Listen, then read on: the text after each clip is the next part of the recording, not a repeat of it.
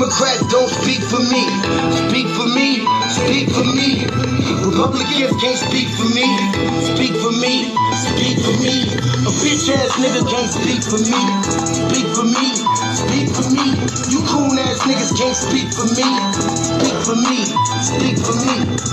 Listen here, this is a fact of life. I be rapping like Nat Turner came back to life. Grab Donald Trump by the pussy, he ain't acting right. I never run from a conflict, I be glad to fight. It's a very cold world that we living in. Somebody please tell Elizabeth you're not an Indian. You just trying to con them people to get the benefit. Just another immigrant, stealing from the Indians. That's some punk ass shit and that's too lame. Now we finna step over to Andrew Yang. And you a sucker, you could never speak for black folks. Fake ass candidates, trying to get the black vote. The Democrats don't speak for me. Speak for me, speak for me. Republicans can't speak for me. Speak for me, speak for me. A bitch ass nigga can't speak for me. Speak for me, speak for me. You coon ass niggas can't speak for me. Speak for me, speak for me. You know your boy be high off sativa. Kamala wasn't popping, so we said bye Felicia. She ain't had a right policy. We ain't trying to meet her. Y'all can take Biden too. Bye, we don't need her. We don't need Roland Martin or that coon Al Sharpton. Didn't need Cory Booker from the start, man. I don't fuck with police and no snitch. You know I'm coming with the heat when I spit it. The Democrats don't speak for me. Speak for me, speak for me. Republicans can't speak for me. Speak for me, speak for me. A bitch ass nigga can't speak for me. Speak for me, speak for me. You coon ass niggas can't speak for me. Speak for me, speak for me. If you ever go to court and this is your luck, try not to get fucked by Benjamin Crump. I know it's hard. You and all go is hard. But who the fuck is Amy Cloak? Put her picture up on the bullseye and start throwing darts. People cut our organs out our bodies, that's a stolen heart. They can't save us from the flood like Noah's Ark. Black lives always matter, we finna go for ours. So then we savages, we don't need to pot the piss. Mike Bloomberg can suck dick with that stop and frisk. Bitch, you ain't speaking for us, we don't know you. Bernie Sanders, they get your funky ass on too. The Democrats don't speak for me. Speak for me, speak for me. Republicans can't speak for me. Speak for me, speak for me. A bitch ass nigga can't speak for me. Speak for me, speak for me. You coon ass niggas can't speak for me. Speak for me, speak for me.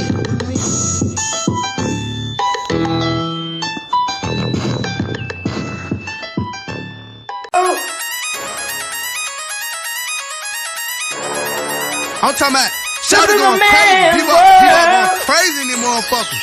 Run that shit back, man. But it's nothing. Nothing. Got a woman all day.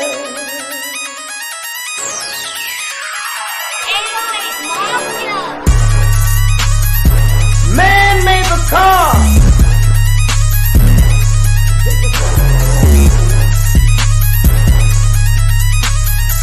Man made the train to carry the heavy load. Man made the electrolyte to take us out of the dark. Man made the boat for the water like the 7-no-meter. Man thinks about a little bit of baby girl and a baby boy. And man makes them happy because man makes them joy. But after man make everything we can, do you know that man makes money?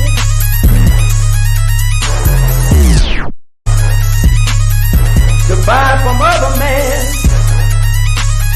This is a man's world. But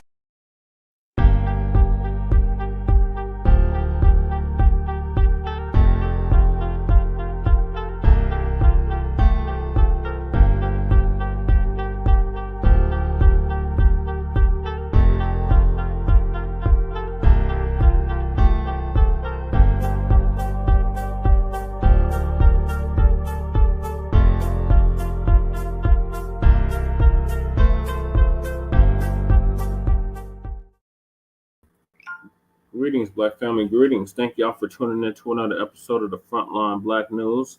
I am your host, Shane Krumah. We should be joined with the other host, Lady Che, here shortly.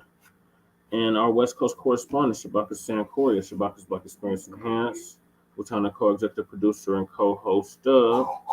And we should be joined with our sister Becca Secor and Jay Militant, our brother out of the Bay Area. And on tonight's episode of the Frontline Black News, Season 4. I'm losing count now.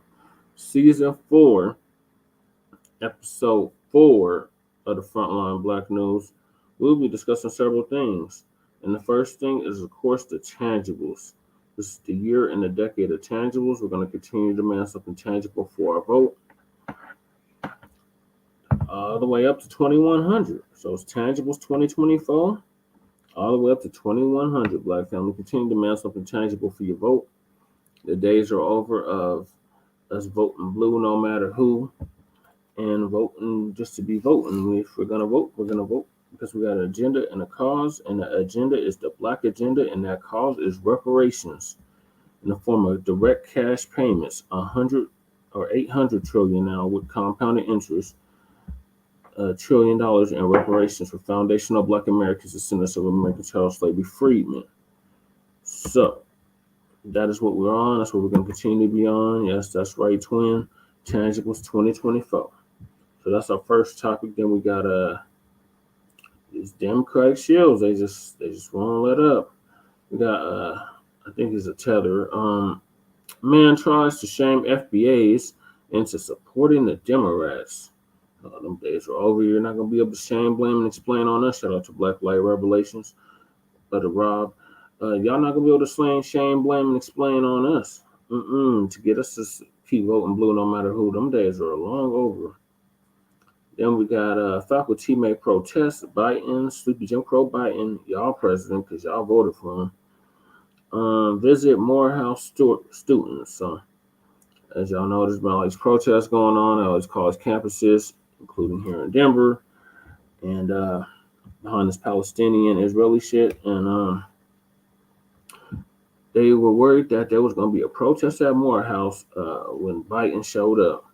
So Professor Black Truth's going to give us a sound off on that. Then we got Black WNBA players have a signature shoe. Caitlin Clark is getting a deal with Nike. What in the hell? And then we got Donald Trump's anger, the dump, as in human shit. And we want to make that perfectly clear. Anger at court Composites. So, you know, the script writer that writes the scripts. Yeah. I take a picture of the dump looking real angry. And he alleges there's bias in the case against him. So I believe this is the fraud case that's in New York City that they're trying to get the dump on. Shout out to Letitia James. And then we got a Black woman found in pieces after going on a first date with a monster. I think we covered this last week, but there's just some more information on that. So we're going to go over it again. Then we got the NAACP. The Negroes always asking for Caucasoid's permission. Goes on a first date, blast Stephen A. Smith's Fox News critique of the Democrats. Of course they do. Of course they blasted them behind that. Then, as a result, Stephen A. Coon-ass Smith apologized for Trump comments made on Fox News. Then we got Colorado paramedic sentenced to 4 years for killing Elijah McClain. That's power to Elijah McClain. Shame his family is on one side, a bunch of raccoons. So with that being said, I'm gonna go right into the tangibles. I don't know where the hell Shabak is. Should be on here. Hopefully be joining us here shortly. So Lady Chay's in the bathroom, so she'll be joining us here shortly as well. It's showtime, Shabaka.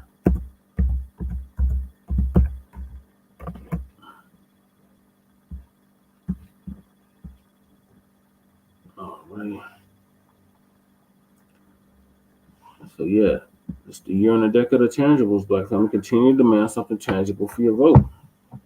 The days are over. I was just voting just to be voting. And yeah, I thought I was expecting a sweep too. I thought we was gonna sweep them down. That fake show. They won the day. So let's see how a series finally. Hey Becca. And right when I said that, Shabaka gets online. Hey Shabaka. It looked like your boy's trying to keep it interesting. Who is that? The Lake Show. No, what they do? They win? Yeah. That's the only win y'all gonna get though. No, man, no, they need to hang it up because see, like I said, then LeBron is just trying to hang on, man, until his son comes off into the league. You know what I mean? Oh, thank you, Twin. Yeah, Twin said these are great topics. So you missed the whole topic list. I just got done going through the topic list, Shabaka. Okay, well, I ad lib with them. I'll ad lib them through which, and also too, they got some rental fraud going down there in Shreveport, Louisiana. Yeah, we got a brother out there that's going in on the city council out there. His name is Jeremiah. Yeah, as well as he should, man. Is because what it is you know, black folks been paying their damn rents, right? Mm-hmm. And then they getting hit with eviction notices. Yeah, that's some bullshit. Okay, Sister Becca's in the chat. She said she just walked in on half the topics.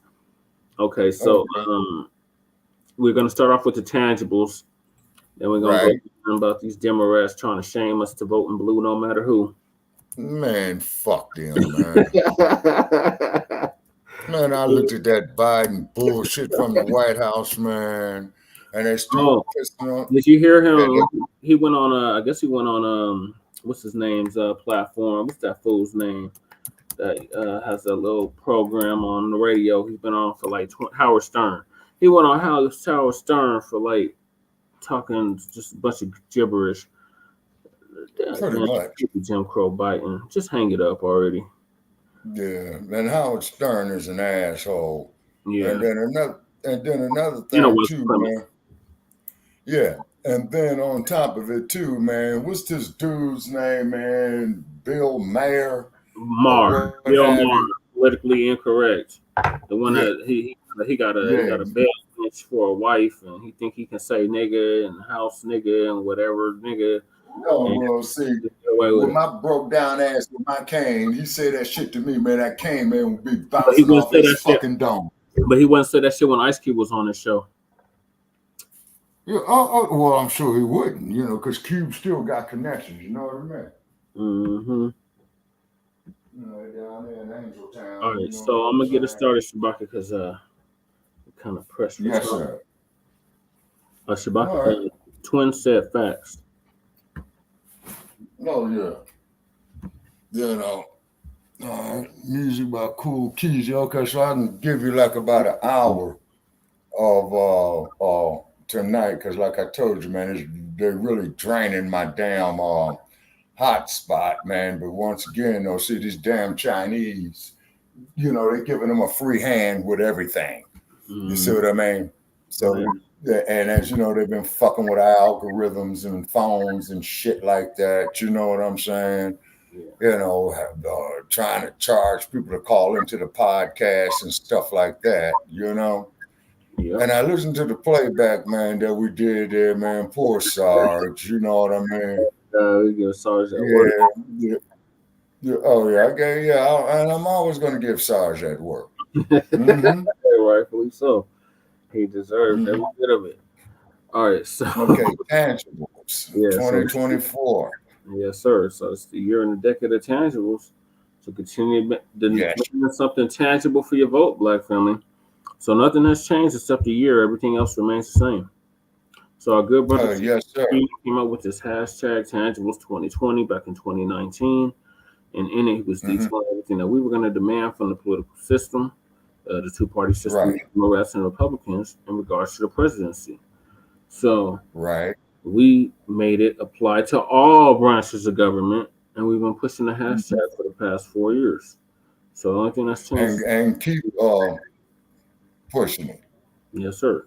So You the know, and keep 2024 pushing it. And hmm So the 2024 presidential elections are coming up, and foundational Black Americans are going to reject the 50-year-old plus malign neglect policy that has been implemented by the political system, more like uh, purposeful neglect, malevolent neglect, uh, anything that's a synonym of that neglect. This is purposeful. They do it on purpose.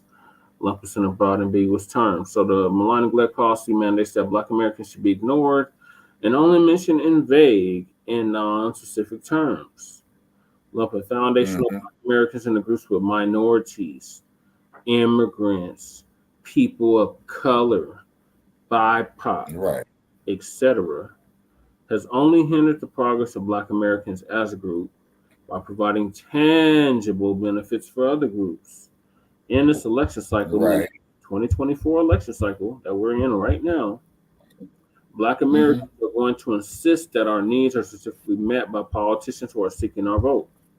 Foundational Black Americans want tangible benefits, specifically for us. Yes, sir. We do not want trickle down, Yep. secondary benefits that are provided for every group. Every group has Hmm. been systematically marginalized and disenfranchised in every area of society as foundational Black Americans. Right. So we Yes, sir. lumped in with groups who often assist in the exploitation and disenfranchisement Hmm. of Black Americans.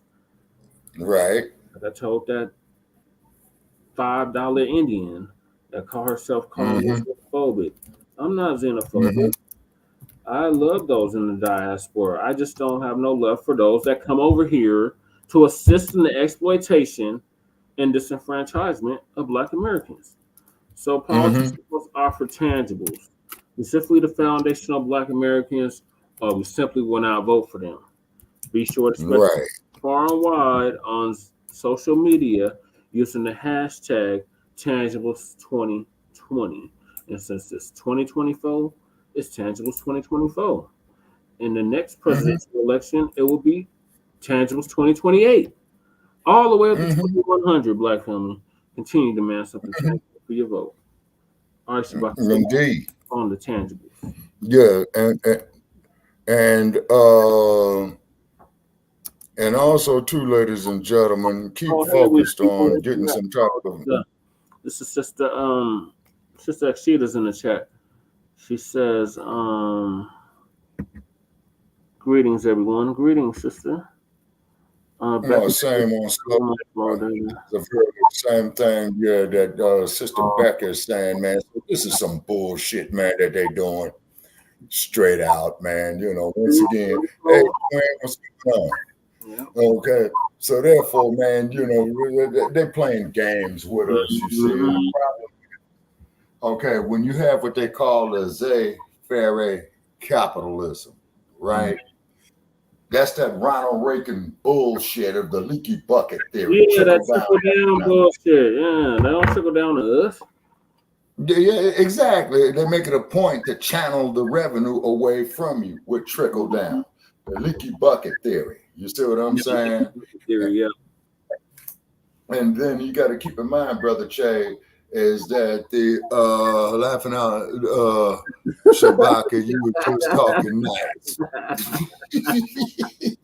You Well, know, they pissed me off. Shabaka will sound Okay. Now, what happens is, man, with Keynesian economics, as they call it, and that old senile Grecian formula, crazy glue effects, senile bastard, and man, he rotten shit, you know, over there buried in Ventura County. Ronald Reagan, see, he's the one that pushed that shit. So basically, what the theory is, to put it in layman's terms, right, is let big business do what it wants. You see what I'm saying? And then when that there happens, man, is because, see, you got a whole bunch of unscrupulous ass people in business. You see what I mean? Oh, yeah. I mean, look at this damn place where I reside at, man. Come on, man. You know, everybody's here. Jimmy 2 times, Frankie Cabonis, Michael Corleone. I'm not dumb. I'm smart. I can handle things right. and to quote old Al Pacino in Godfather 2, and you believe that story. You know what I'm saying? Just like they believe and you believe that story. Just like they believe that story that their ancestors built this country. Oh, yes, sir. Yeah, without a doubt. And then on top of it as well, too, they don't want to give us credit for nothing, like how we roast Sharge and Joe Gibson and what have you. Now, I listened to the playback of our last episode. I know. I'm just getting started. I'm just now getting started. Okay. Now, Sarge, bless his heart, you know what I'm saying? He's going to sit up there and try to tell us, as you know it, Brother Che, if it wasn't for the white rape and slave trading pedophiles, we wouldn't exist. That's what he said. Yeah. Yeah. And he says, if it wasn't for the rape and slave trading pedophiles, he might not exist, violating his bloodline. And I say, Sarge, once again, we're talking about the hummingbird on paper, and in mathematics, the hummingbird cannot fly. Okay. He called in on Friday. He called in on Friday. Yeah. So he showed up on Friday, you know what I'm saying?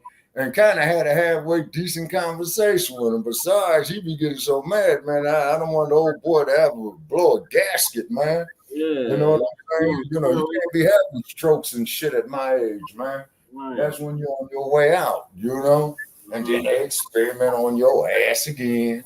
You see what I mean? So anyway, we love Sarge. Okay. Yeah, he called in kind of late, but he did call in. Yeah, but he did call in, Okay, we love Sarge, okay, but what happens is, people, is that when you look at the dynamics of this Eurocentric mindset, right, and I believe Frantz Fanon, although I haven't read his book, Ratchet of the Earth. White black faces, white masks. Yeah, no, I'm talking about Frantz Fanon, I'm talking about the Wretched of the Earth. He did that one too. Oh, okay. All right. I stand corrected. See, I just learned something right there. And cognitive dissonance is where somebody's constantly kicking you in your ass, right? Okay. Mm-hmm. And you sitting up there, man, saying they ain't doing it. But in actuality, that they are. And you will try to logically, or better yet, you will try to illogically agree with this prepackaged bullshit. You see what I'm saying? Fall in love with the captor, Shabaka. Huh? You fall with the captor. You fall in love with the captor. And with the captor. The stock. Wait a minute, Brother Paris, as you had pointed out, the Stockholm Syndrome. That is exactly what it is. Yes, sir. And then, that's exactly what it is. You cannot lump us in with these groups that often assist in the exploitation and disenfranchisement of Black Americans. Them days are over. So you can hold your own nuts and you can sue your own colonizer. And they heard us, Shabaka. They heard us loud and clear. So now they are suing their own colonizer. Okay, well that's great news. Great news. You know what I'm saying? That's great news. Okay. And so those for the generations, Brother Paris, after me and your age group, man, you all have a mighty, mighty task. But guess what? You raise the conscious level, man, of the people in your age group, man. Say, oh that's nothing. We're gonna start holding men in contempt of court. Yeah, like they doing this boy dump as in human shit. And we clear, by the way. Okay. So after I transition, Brother Paris, because you be in my age group, man, in the 2040s. Or 40s, yeah. 50s. It's either the 2040s or the 2050s, Shabaka. Right. Okay. Well, you're going to be mid-century. I'm early 21st century.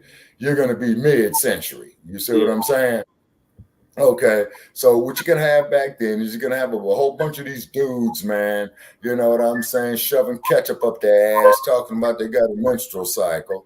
Okay. And then they might come with some diabolical shit. and probably will experience, and on black woman with this one is to kill them, to take their ovaries and shove it up their asses and to see if they could bear children.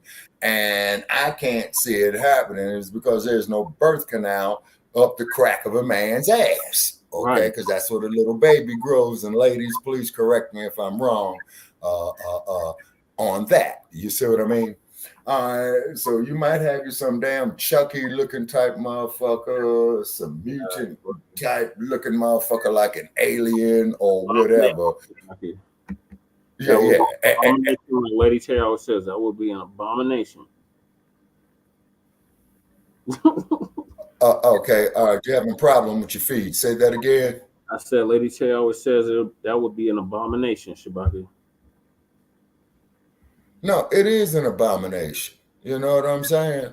But as we have stated before, a lot of these dudes with this bullshit have been victims of this type of behavior themselves. Mm-hmm.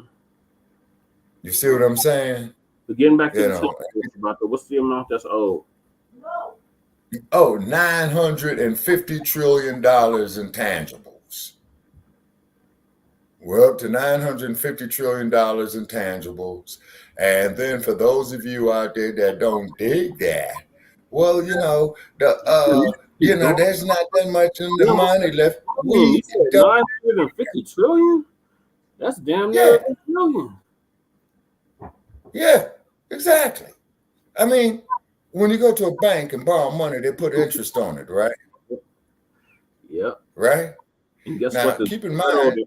Guess what, Shabaka? The Federal Reserve just like deposited almost $1 gazillion, $930 trillion. The Federal Reserve. Now, they can make payments, but all the land that they own, they got to unask that too. Well, that's in the hands of like 5 families. The Gates is one of them.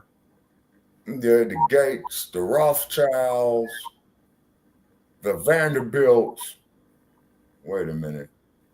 I forgot the other two. The Rothschilds. It ain't Henry Ford. The Gates. Yeah, the Rothschilds. The Oppenheimers. Yeah, the Oppenheimers. I forgot the other ones. Oh, damn. Yep. The Carnegie. Yep. Yeah, Carnegie. Yeah, Andrew Carnegie. You're right about that, Sister Becca. Yeah, Andrew Carnegie. Yeah, the same one that owns Carnegie Hall in New York. Yeah. Mm-hmm. Okay, so you learn something every day. You say, and black family, we cannot. It's like 16 families that own the land, own the wealth, all of that. Oh yeah. Now see, but the key is black family. The jewel of the jewels is Africa. Okay. Yep. That's the jewel of the jewels. Okay. So this is why, when you ask scratchers, yassa bosses, homie kind of niggas come up. Tim Scott's, what have you.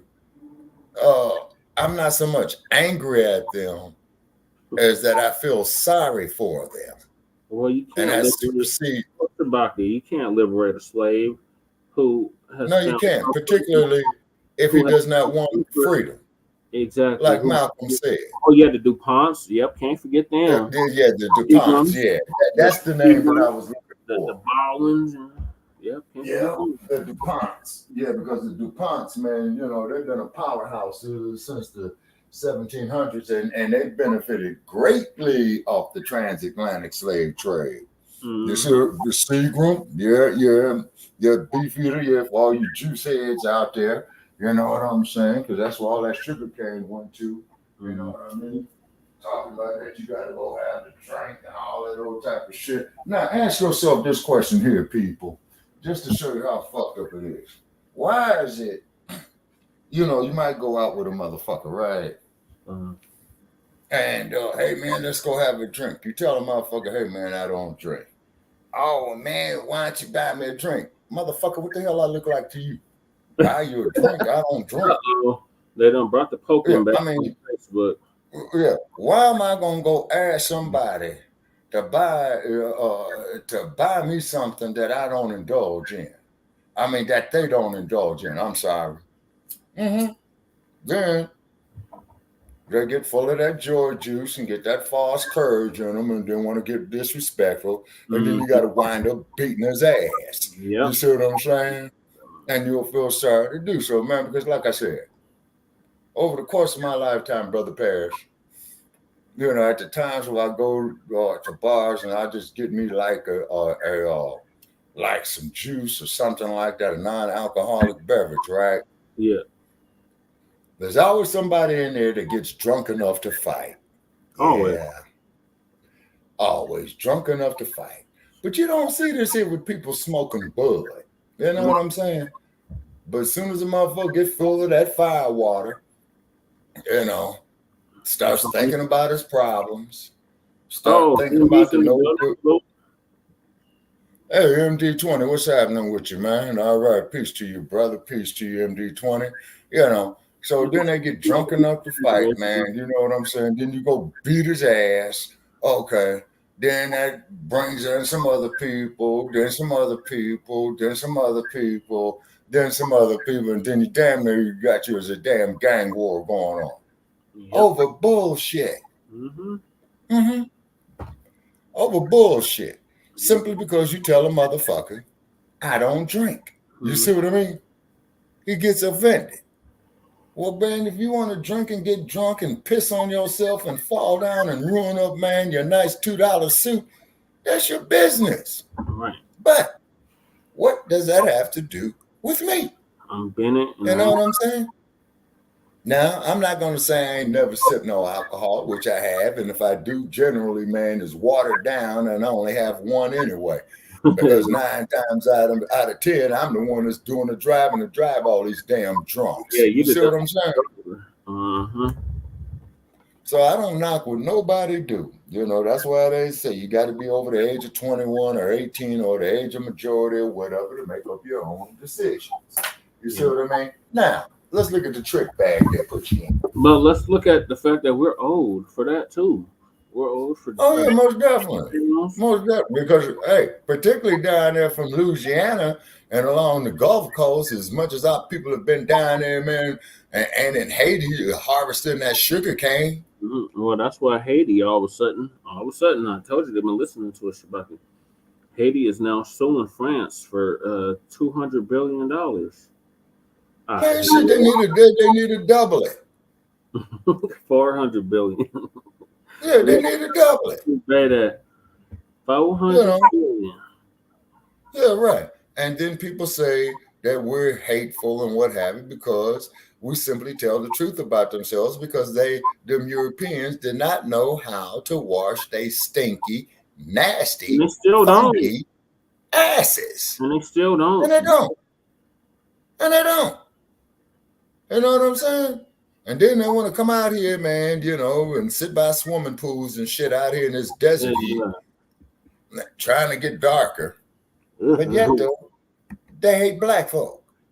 You know what I'm saying? Yeah, I know, Sister Becca. Yeah, it's sad. Yeah, it's real. Oh, yeah, she's smiling. Yeah, they hate black folk, but you're trying to get dark like them. But then you want to have sex with black folk. See, I don't understand this hypocrisy. You see what I'm saying? Now, we understand your white woman ain't got no ass. We understand she ain't got no lips. Got to go to Fredericks or Hollywood and go get collagen and then go see them overpriced plastic surgeons up there in Beverly Hills. But y'all hate black folk. You know? It don't add up. You see what I'm saying? They hate what they can't be, Shabaka. We've been over it. I don't know how many times now. Okay, so was NOI right during Malcolm's time that the white man is a blonde-haired, blue-eyed devil? Were they right? Yes. You know? Pops always just said, like me up there in the fight groups today. They'll do until the real one appears. Yeah, exactly. Hold on a second. And going over here to one of the sports groups talking about the fight, you know, I'm every black hateful. Or you gotta get out of them groups about it. Them groups will get you in trouble. Yeah, I think that's what I'm gonna do, brother Trey. I'm gonna do that tomorrow. I'm just gonna leave them and block them because it don't never be nothing positive. You say, yeah, because it always boils down to the racial situation. You see what I mean? Lady Terry, you want to give your thoughts on the tangibles? Okay. Say, yeah, they say. So man, it's just insanity. Expecting banging your head against the wall, expecting a different result. Also, too, we got a flash out of Hollywood, and hopefully they'll make this movie true and correct. They're talking about doing a biopic on Cicely Tyson. Who they gonna have play Cicely Tyson, first of all? Well, they're considering Erica Alexander. Let's see. I saw the list, and there's a couple. I think what they might do, Brother Che, they might get a newcomer to play the part, because ever who the newcomer will be, that could springboard their career. Yeah, they do that sometimes, right? Yeah. Lady Che's in the building. All right. Tangibles, Lady Che. Thank you for joining us. I don't know why you sweating me. I'm only in the other room. Tangibles. I mean, you pretty much covered it. I mean, right now, like, there's so much information going on. Like, I suggest reading is fundamental and ask questions. At this point, you got to ask a lot of questions. Oh, yeah. It seemed like we just get a new piece of information like every couple of minutes, man. So I had to gather my thoughts after watching TBA. Yeah. Well, you see, you got this artificial intelligence bullshit taking over. And also, too, hey, Twin, Becca, MB, we the people. Who is that? That's Sister Akshita. Oh, Sister Akshita. I knew there was somebody in there. I knew. I just didn't recognize the avatar. Welcome, everybody. I'm going back on mute. I said what I said. All right. And so then, Brother Isaiah told me up, man. Yeah. So you're calling that I need to make a trip back to the Academy Awards. You know what I'm saying? Yeah, it's about that time. Is it the Coon Awards already? Yep, it's time for the Coon Awards. I told Sergeant I was going to make him 2 already. Just he gets 2 on top. Okay, but let me tell you something, people. If you ain't never been out there to LA before, and if you go out there and make those award shows and shit like that. Oh, you serious? You're talking about the actual awards. Yeah, but there's 3 elements that you got to deal with. Getting gouged, okay? The police and the thugs. Okay, and the thugs. Okay? And TMZ. Oh, yeah. Them thugs up there in Hollywood, people are like sharks waiting for your ass to jump in the water. You see what I'm saying? Peace, Becca. And what have you. I'm going back on mute, man. And then, all right, I'm going to move us along. And then, continue to mass up the tangible for your vote, Black family. Yeah, you have to at this point. Yes, sir. Don't let up. We're gaining momentum like MC Hammer, and we're going to keep gaining momentum. Oh, yeah. Decade. Yes, sir. I think we're in a slow pressure cooker, like a slow crock pot. We just have just keep applying pressure. It's a slow crock pot cook. You know what I mean? That's how long it's gonna take. Anyway, it took us 400 years to get here. Hopefully, it won't take no more than 8 to get out this shit. See, that's just it, though, Lady Chase. Really, should take like 2. You know what I mean? As long as everybody's been alive in America. In America, in America, that you could, about your racial plight. I mean, there should be no studies, task force, none of this shit. And why we care if the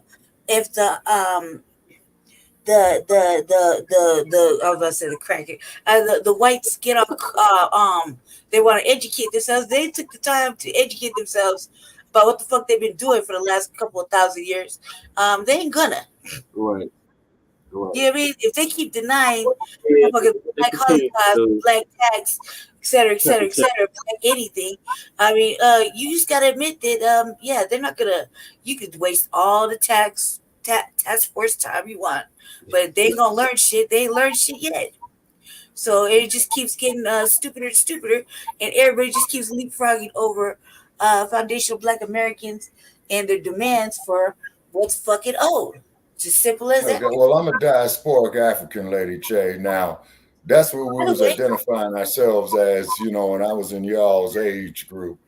So, Yeah. after And I check out. tethers, and then they let in a bunch of tethers, and that whole movement, that whole message got distorted and twisted up.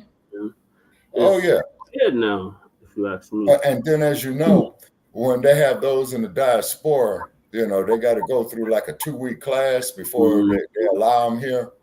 Yeah. And it was related to me is that they show them these films and documentaries that they don't want them to have no contact with the with diasporic Africans here in the U.S. or as you commonly say, Brother Che. Yeah, you see what I'm saying? They don't want us to have no contact with us, okay? And like I said, when I was in Berkeley, California, I saw this brother, with the copper bracelets, right? He was obviously from Nigeria, and he was playing the drum. White boy opens up his mouth. I had to tell the white boy, man, ain't nobody talking to you, man. I mean, this is the thoughts of one black man to another. I do not honestly see how this here will concern you. Mm-hmm. So he turned red, got mad. Mm-hmm. You know what I'm saying? I mean, I just don't see it. See, and what they're trying to do, just like when you look at this shit here with Hyde and Biden, we're all the same and all this old shit. No, we're not. And then ask yourself this question. If we were all the same, do you know how boring this thing called life would be?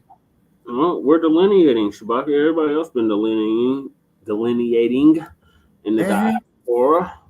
What's the problem if we do it?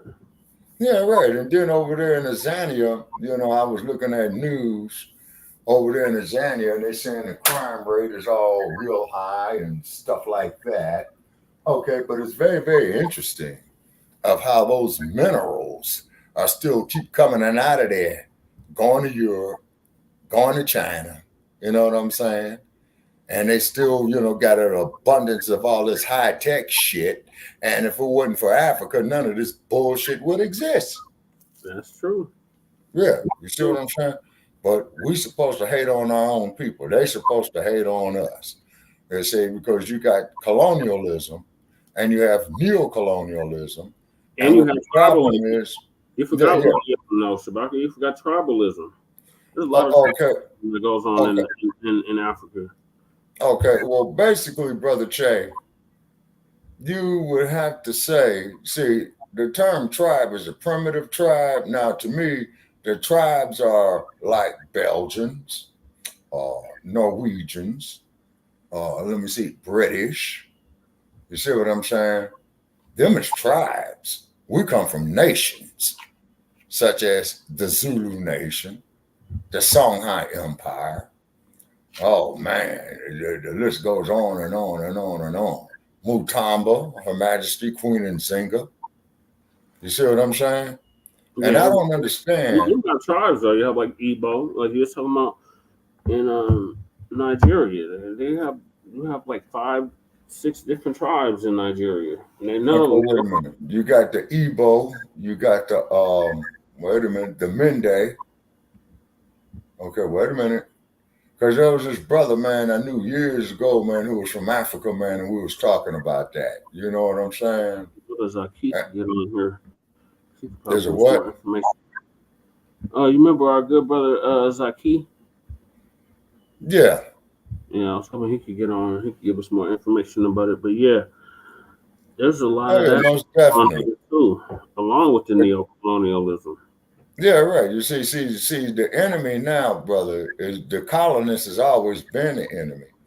But the thing is that the colonists cannot exist without the neo-colonists. Mm-hmm. Without that, your Roly-Poly Martins, your Tommy Sotomayor's, them type of brain dead motherfuckers. Crispy, Jesse Lee Peterson. Man, Jesse Lee Peterson. Oh, Sheriff God, Clark. man. Sheriff Clark. Yeah. And Sheriff Clark. Oh, yeah. Yeah, sad case. Very, very sad case. Jesse Lee Peterson, I saw a clip from him. I don't know what show he was on. And this poor soul, and I wasn't angry at Jesse Lee Peterson. Actually, I started to cry. The reason why I started to cry, because I was sad to see an educated man to sit up there and to display his miseducation to the utmost. Like this asshole Larry Elders, like Leo Terrell. We ain't never gonna get to the next topic. Let me get us to the next topic. So we got these goddamn Democratic shields. They're back at it again, Shabakir. They called into Twitter space, trying to shame us into supporting the Democrats. Yeah. And that's why, Brother Che, until I could vote for you, man, I'm on the couch, man. I can't do it no more, brother. Right. You see us. Yeah, I'm on the couch. It says vote blue no matter who. Vote blue no matter who. Shields, Democratic shields, still trying to get us to support the Democrats. So this shield called into Tariq's Twitter space. Was trying to shame. I'll play that. I'm good, brother. How are you?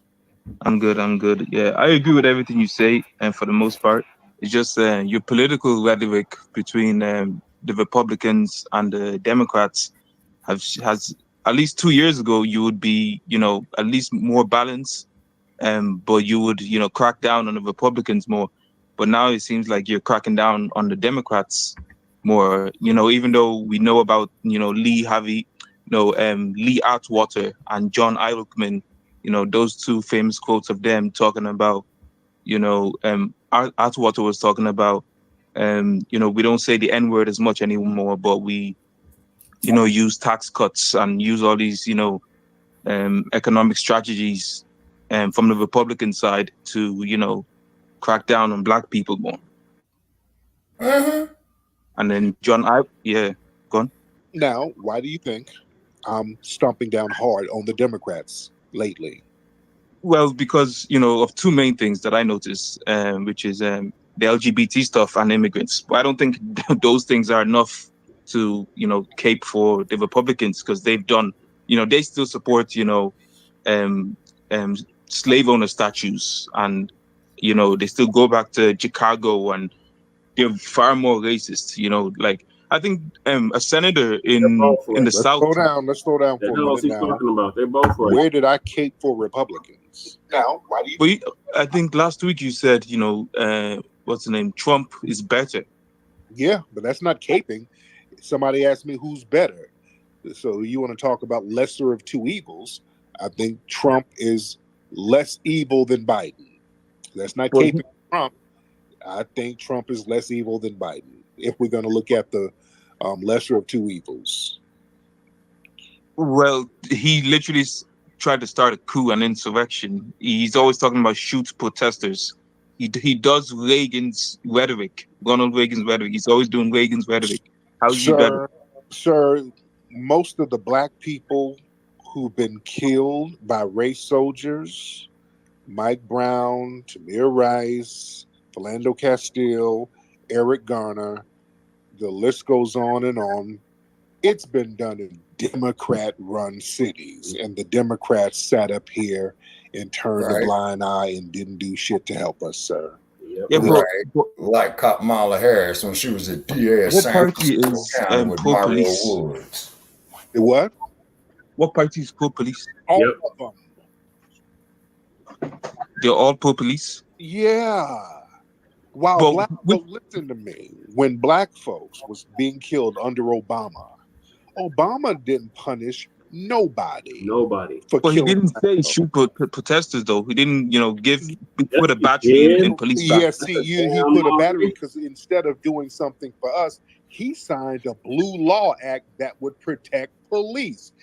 Obama signed. And in addition to that, Black family, if you don't recall, he was calling the young black youth that were defending themselves against the police after Freddie Gray got killed in Baltimore, bunch of Right. thugs and criminals, and they just need to be locked up.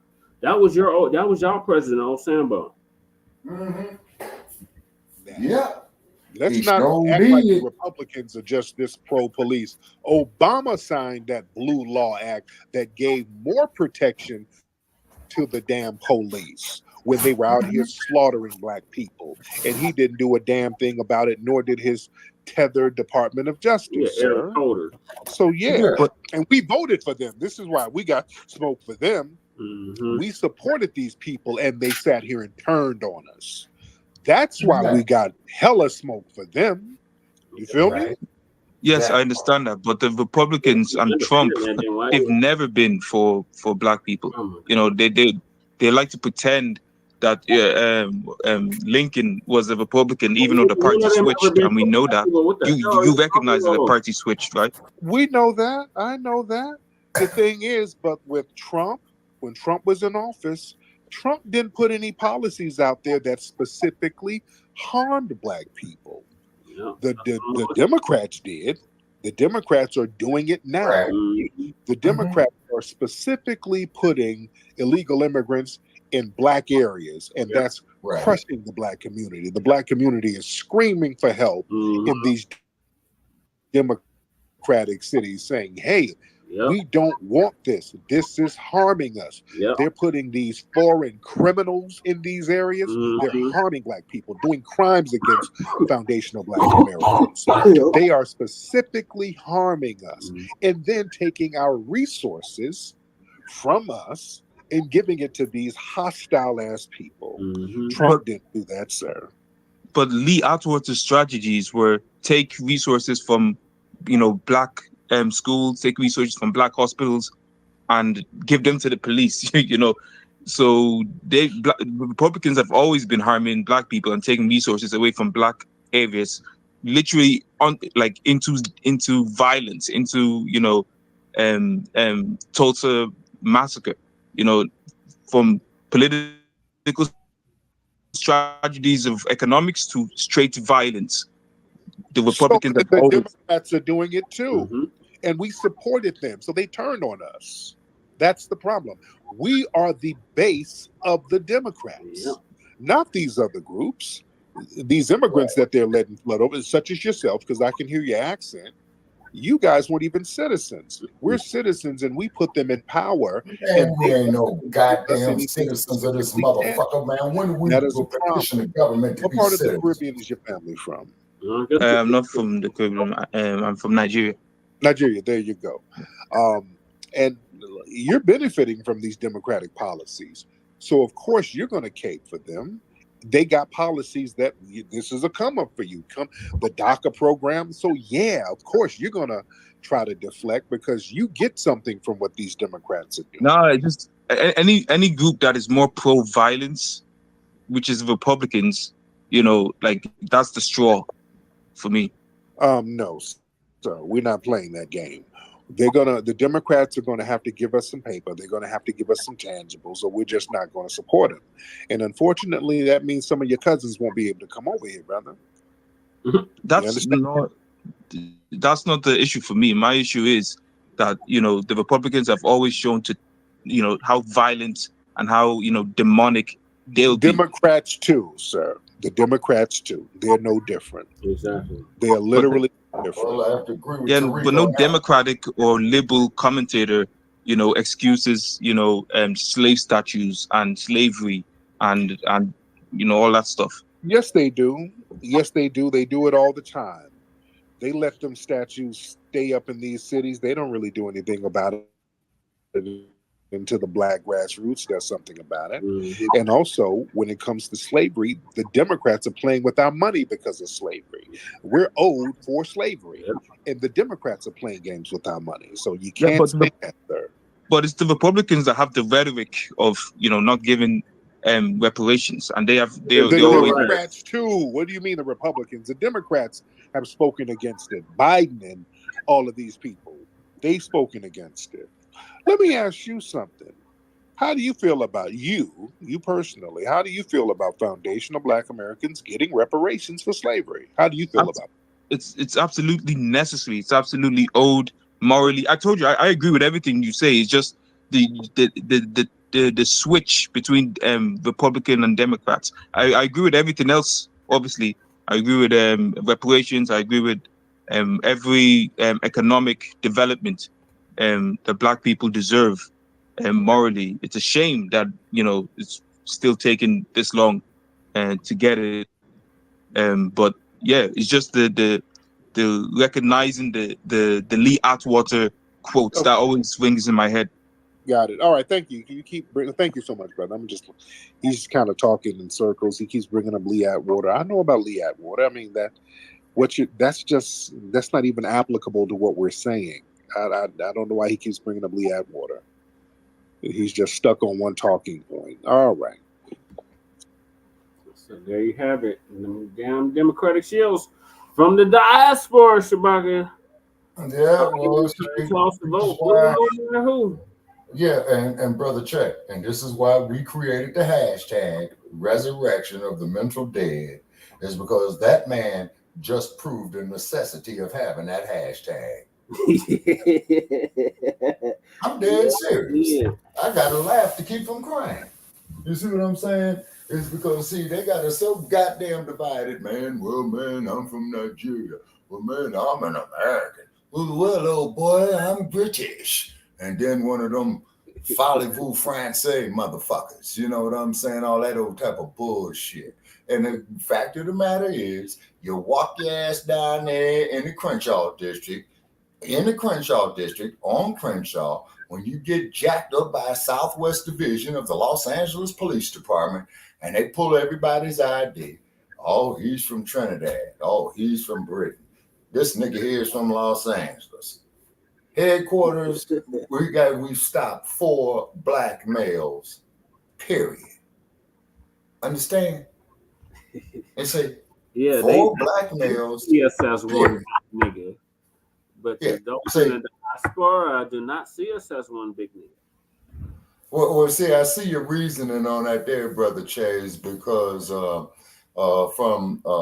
in your lifetime, okay, the cohesiveness went straight down the toilet, particularly, man, when they infused in the Black community, man, those narcotics real heavily. Yeah. You see what I mean? And then Maxine Waters, when she was Maxine, who had went up there to the Clinton regime and said, hey, we got evidence right here that this is a plot, okay? So, as you had pointed out, the police officer, Gary Webb, who went up there and said, hey, he worked for the LAPD, and he says, I knew they was bringing that shit in, and here it is right here. And then he says he's been shot at twice, and then he says that he is a walking dead man, okay? And then Brother Che, 3 weeks later, he comes up dead. Yep. Who knows? It was probably the same people that did the O.J. Simpson murder case, man, or the Nicole Ryan Goldman murder case. Oh, shit, they're part of the diaspora too, Shabani. The Colombians. No. Whoa. Hold on, Brother Che. I'm talking about these cartels. Were all these motherfuckers that's crossing the border coming in and doing that. Wasn't it the Colombian cartels that had something to do with that? Well, that's my theory, because Nicole had used that shit. OJ was always bailing her out. You see what I'm saying? And he quit paying. You see what I mean? They came to collect. She didn't have it, so they went on and handled their business. Mm-hmm. And then just like what Christopher Dorner had pointed out about how atrocious the Los Angeles Police Department is. Look at his case. Same thing with Brother Michael Johnson down in great state Texas. That's right, twin. All facts. Yeah, you see what I'm saying? So what it is that we got to unite the diaspora, man. Okay, and Brother Che, and it's going to be a mighty task. I'm not going to be here, man. You know what I'm saying? When it finally. Well, we're starting to get united on these damn reparations. So sue your Okay, damn. well, that's good. Whoa. Hold on, Brother Che. Now, that is a damn good start, and what you are right about. You see what I'm saying? Then once they get united on the reparations, and then they realize, well, you know, France, Belgium, United States, Portugal, Spain, you see what I'm saying? You know, they've been raping the continent, man, you know, for centuries now. You see, but they get, but see, but the one thing is that the cave beast has always believed in, and he did it to the indigenous peoples here in North America: divide and conquer. I would love to see it, but hopefully before 2084, which would be 200 years after the Berlin Conference. Right. The country is due, and they owe reparations too. So they're gonna have to cut the check. Oh hell yeah, sir. The Portuguese owe reparations. The Spaniards owe reparations. The white Americans owe reparations. The British own reparations, and the Belgians owes reparations. Shabaka. Yeah, and the Belgians benefited off of it. Yeah, greatly. Those nations definitely owe, but the whole world owes because they all benefited from it. Oh yes, sir. You know, like you said, like we did the episode a while back. Sue your colonizer. Mm-hmm. We say sue your colonizer. But this bullshit that I looked at tonight, coming from Washington, D.C., with old Biden and Cop Mallow up there and what have you. You see what I mean? Yeah. You know, they're selling us down the toilet, and they're just gearing up the media, you know, the mainstream media, to sit up there, and they got people staying up nights doing this shit to see how they're gonna fuck us around again. You see, why are they so focused on it this time around? Because guess what? The Democratic National Convention is where? Guess where? You guessed it. In the Winter City. Chicago, Illinois. Now, yeah, let's turn back the hands of time. In the land. Yeah. Yeah, let's turn back the hands of time to 1968. Chicago police went out there and beat some serious ass. Oh, yeah. You know what I'm saying? Now, what you're going to have this goddamn time is that you're going to have the fucking National Guard out there. What's setting the prelude for this? Now, let me show you how history repeats itself. What's setting the prelude for this? The college campus demonstrations. Yep. Okay. And then for those of you who's trying to get your online degrees, definitely check out Larry Love University.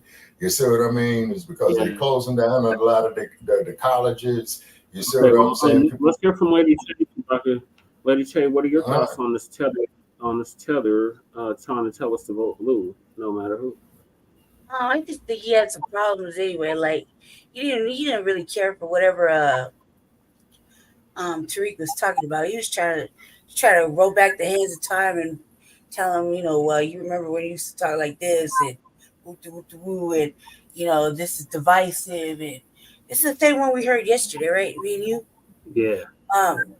Everything's divisive, and you know, black people are divided, and you know, he basically was also too on this, you know, we don't know how to work together type shit, and you know, here in the Americas, and it was a bunch of crap. Like, it was really exhausting. So, what I think about that is just stay vitriol. Yeah. Last bit, like, I mean, there's no real love for FBA really when it comes from them. If they're not trying to correct this, because they got their you know, they're right there trying to you know, put on the cape so close to white supremacy. You know, they want to tell us how to live. Well, that's neo-colonialism, Lady Che. Yeah. What you're speaking of there, Lady Che, is neo-colonialism. Yeah. So I think that like everybody's like the last group of people to tell FBA anything about how to live when they begin colonized, and you know, motherfuckers leaving and shit. It's just really like it's a lot. Like where you get off, man. The audacity, like sit down somewhere, like the tenderosity. Yeah, like you know, you're over here. Just say thank you and shut up. Right. You know, just say thank you. Just calm Okay, down. now hold on. Okay, now hold on, Lady J. I got a couple of questions for you. Oh man. If they're over here, what should they be saying thank you for? For us allowing that ass to Yeah, come they over could have been here. over here without Indeed, it. they should be thanking us. Hold on, I just want to be the devil's advocate here for a moment. And how you get off talking Who's shit we? like they act like they're the hardest working people. Like they're the hardest working ones. They study so hard that we didn't do shit. We don't do nothing. So it's like, come on, cuz like enough of that. Like enough of that. Well, okay, well, Lady J, as you Just know, because they before wrote they it, come over yeah, they here, meant it for like whatever, but they didn't mean it for us.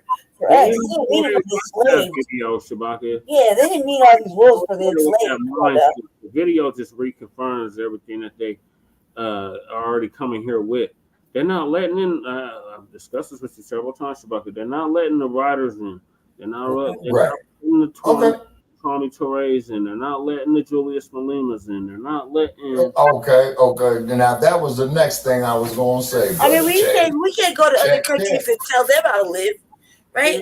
We can't go to other countries and live off them and act like we better than them. I mean, come on, where do they do that at? Only here. Only here. Lady Che. Okay, once again, Lady Che, who's we?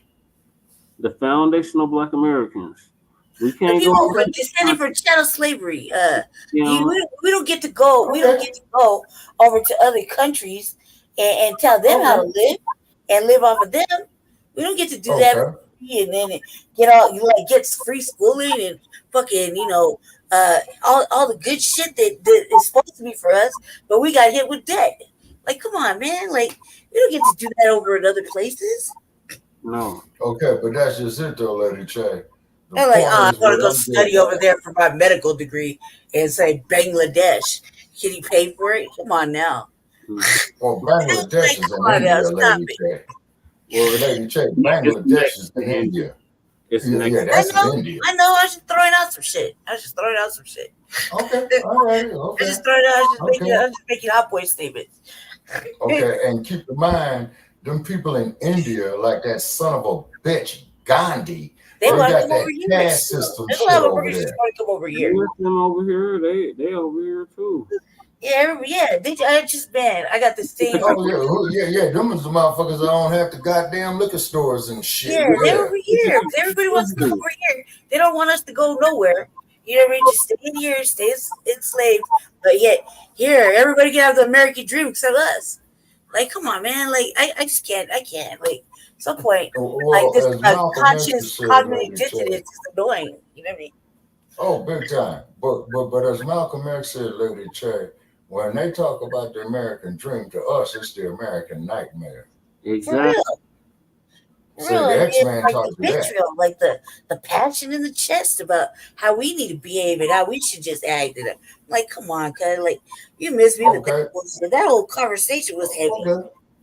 Okay, now hold on, Lady Che. Hold on, Lady Che. Now I'm gonna give you some ammo. Okay, this is why when Joe Gibson calls in on our show, Lady Che, you missed it. I was sitting in the cut. I couldn't even call in. I couldn't even call in. I was going so hard. And I'm like, poor McChesney, man. He's supposed to be but Lady Che, you missed the show where Joe Gibson got hit with the eject button. I was here. I was here. I was in the other room. You was on there, yeah. No, I couldn't call in because the room was packed.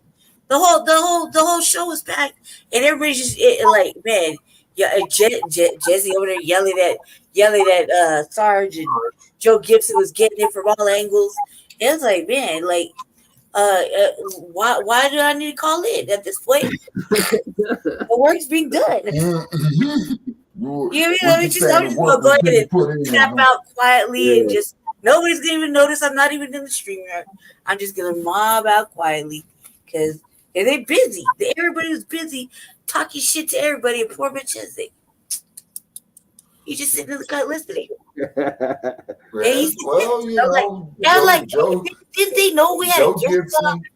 No, didn't Sarge know and Joe Gibson know we had a guest? Yeah, and I think they did because we've been announcing it for like the last couple of days before the fucking show. So I think it's bad form to act out like that. That's bad form. Due to our guest is why Joe Gibson got ejected. Is because when our guest came on and in our introduction, we stated we got the elder and he's not going to be disrespected, okay, and he's not going to be stepped on, and he was not. You see what I'm saying? And then when they came with all that blueberry, Anchor tether. no, see, okay, let me tell you something, Lady J. He wanted me like, man, you saw how long it took me and Jesse to tear him down, like 30 minutes or less. You know what I mean? 30 minutes Okay, well, see, Lady J.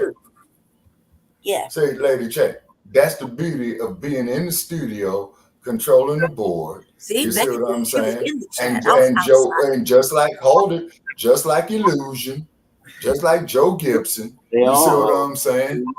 The eject button got pushed is because you tired, Lady J, Brother Che is tired. Exactly. I'm tired. I was a streamer, so I could hear everything. That bullshit.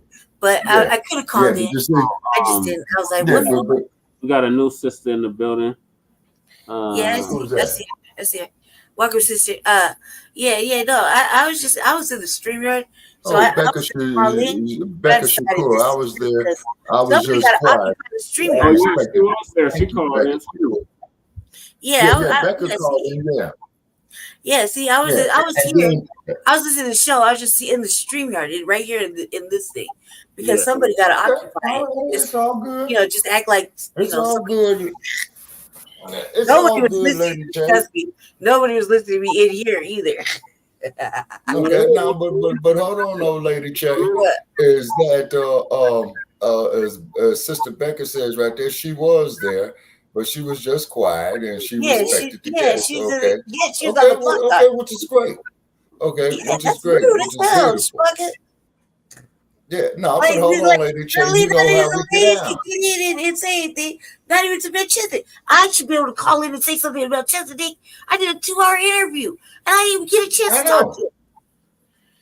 That's fucked up. Wait, you didn't get a chance to talk to McChesney? No, because y'all were going ham. Y'all were going ham for like 2.5 hours. Way overtime. I was like, I'm just going to go ahead and sit here quietly, creep out, and go do something else. Well, the streamer is ready, so it looks like I'm in here, but I'm really just doing my project. Okay, all righty. Okay. You know what I mean? Well, as you know, Lady it was a packed room. But come on, man, I should get a chance to talk to. I was the one who did I did a 2-hour interview. Yeah, on you camera. did. On camera. And McChesney. Okay, but hold on, though, Lady Che. And McChesney, he says, he's willing to work with us because he's got exposure everywhere. And he says that, he's going to let people know what we do over here at Frontline Black News. You know what I'm saying? Yeah, he did. I did his first interview here. Yeah. With Frontline Black News. Yeah, I did do it on the RBA. You're right. Okay, and then too, Lady Che. And then, and Becca Shakur says, I wanted to give that man a piece of my mind, but I ain't never heard of Sarge. He was new to me. Sister Becca Shakur. Sister Becca Shakur. That's the whole reason I Listen to me when I tell you this. Listen to me, Sister Becca, when I tell you this. Man, Jesse was waiting for Jesse was waiting for Sarge. It was like so and Jesse on petty time too. He was just waiting. I was like, oh my god, because as soon as Sarge popped in, it was a wrap. I just knew already. Okay. Sister Shakur, you are more than welcome to call in, okay? And we'll be more than happy to have you give Sarge a piece of your mind, and all you got to do is just push one. And that there lets us know that you would like to speak, and we'll be more happy to have you. It's because, like I say, Sarge, he's been taking a lot of punishment. I think Joe Gibson threw the towel in on our truth. You love it. You love it, Shabaka. You can't even tell us this lie. You love fucking with Sarge. You get them all hyped up, and then what did you do? I got an appointment. I gotta go. No, we'll see that. Well, hold on, Lady Che. Hold on, Lady Che. That there was a medical appointment. Who did you ask if he would sleep with old busty ass, dumbass motherfucking Stormy Daniels? And he was like, no, hell no. I was like, God, man, this is the only smart man thing you said all day. Lady Che, if I had a pet dog, I wouldn't let him sleep with Stormy Daniels. That would be animal abuse. Everybody knows, and even if he did, what part of fucking Trumpy likes foreign fucking white bitches. Foreign white bitches. Like motherfucking Zsa Zsa Gabor types. Like fucking the wife. You know, like that. I thought the first wife looked like Zsa Zsa Gabor. Like the sister. You know what I mean? Like he likes that. Oh yeah. Like I know old dusty ass, common, average, everyday motherfucking white snowflake with big titties that does porn, who's gonna write and talk about his fucking Like they get his from Frederick penis to size and all this Hollywood, by the extra way. shit. And then you gonna go tell the homeboy, you just stick a little bird to her or whatever the fuck. And then they have a relationship with the fucking National Enquirer. Like he just fucking himself. He's stupid. And it's like the villain, you know it's gonna lose, but you gotta see him go as far as he can until you know. The National Enquirer is nothing more than glorified shit paper. I know. Okay. That's that fucking You can wipe grocery your store ass with the National Enquirer. Yeah, that's and a you that's the motherfuckers over grocery there store. at the National Enquirer. Isn't that the one that used to fucking do the UFOs? Isn't that the one with like Martians and UFOs and shit in the grocery store? See, I can't take it seriously. Oh yeah. That's the shit I used to go with my dad to fucking Cub Foods and Albertsons and shit. Be standing in line, putting groceries on the fucking little wheel. And what am I doing? I'm like trying to steal the National Enquirer because somebody got abducted. I knew it. It's in the back. I was talking about somebody getting let me say this here to prove your point. I love reading those stories. Okay, I'm still waiting for somebody to give me the intersection here in Las Vegas where this motherfucker comes up here talking about he saw aliens. Okay. Yeah, dude, I would all I need is the intersection. I would go back into being like 12 years old again. Like, for real, what happened? They just disappeared for like, they lost all kind of time. Nobody believed them. See? And I was stealing that motherfucking little that in the Reader's Digest. That's how much reading I like to do. Daddy would be like over there, we go to get groceries and shit. And I'm over there pocketing fucking Reader's Digest and the fucking National Enquirer. So I have something to read later on in my closet after he beat us. All right, come on now. That was the shit to read. Merman sighted. Right. Bigfoot. Monster has been photographed. They saw fucking Loch Ness Monster. You know what I mean? The Loch Ness Monster. What do they call the Loch? Oh, Nessie.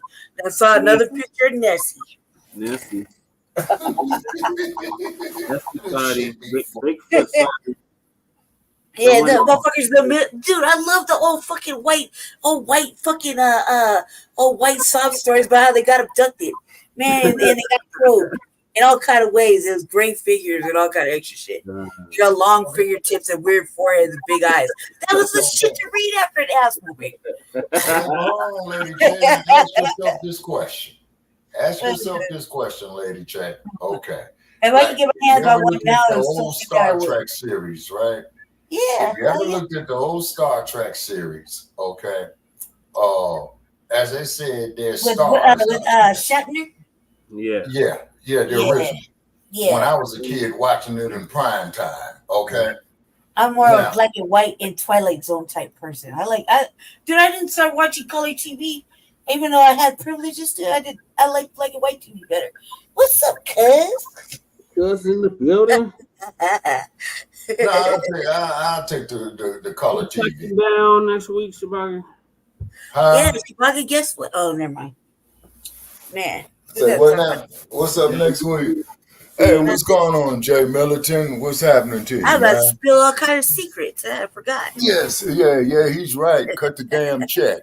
You know. Okay. And then also too. We gotta talk about this Jaguar right shit.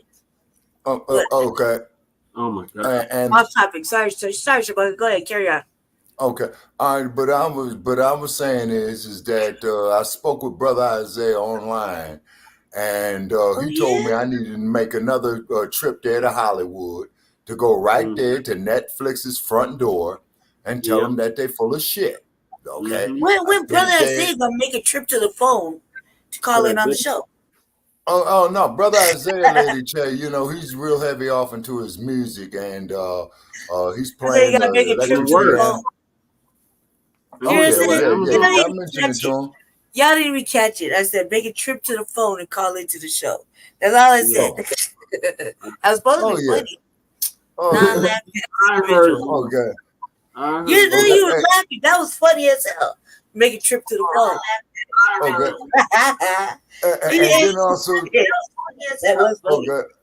And then also too, Jay Militant, man. The next time I go to Los Angeles, man, I'm going taking my ass right back up there, in front of Grauman's Chinese or Man's Chinese or whatever Chinese theater they calling it. They change the name of the motherfucker every other year. You know what I'm saying? And I'm going up there to Netflix because I found out where their front door is, right next door to the Screen Directors Guild down there off of Santa Monica Boulevard and Vine. Okay. It was funny, right? And I'm gonna tell them about all Dude, their I can't make Jesse bullshit. laugh for shit. 4 motherfucking years, you don't ever laugh.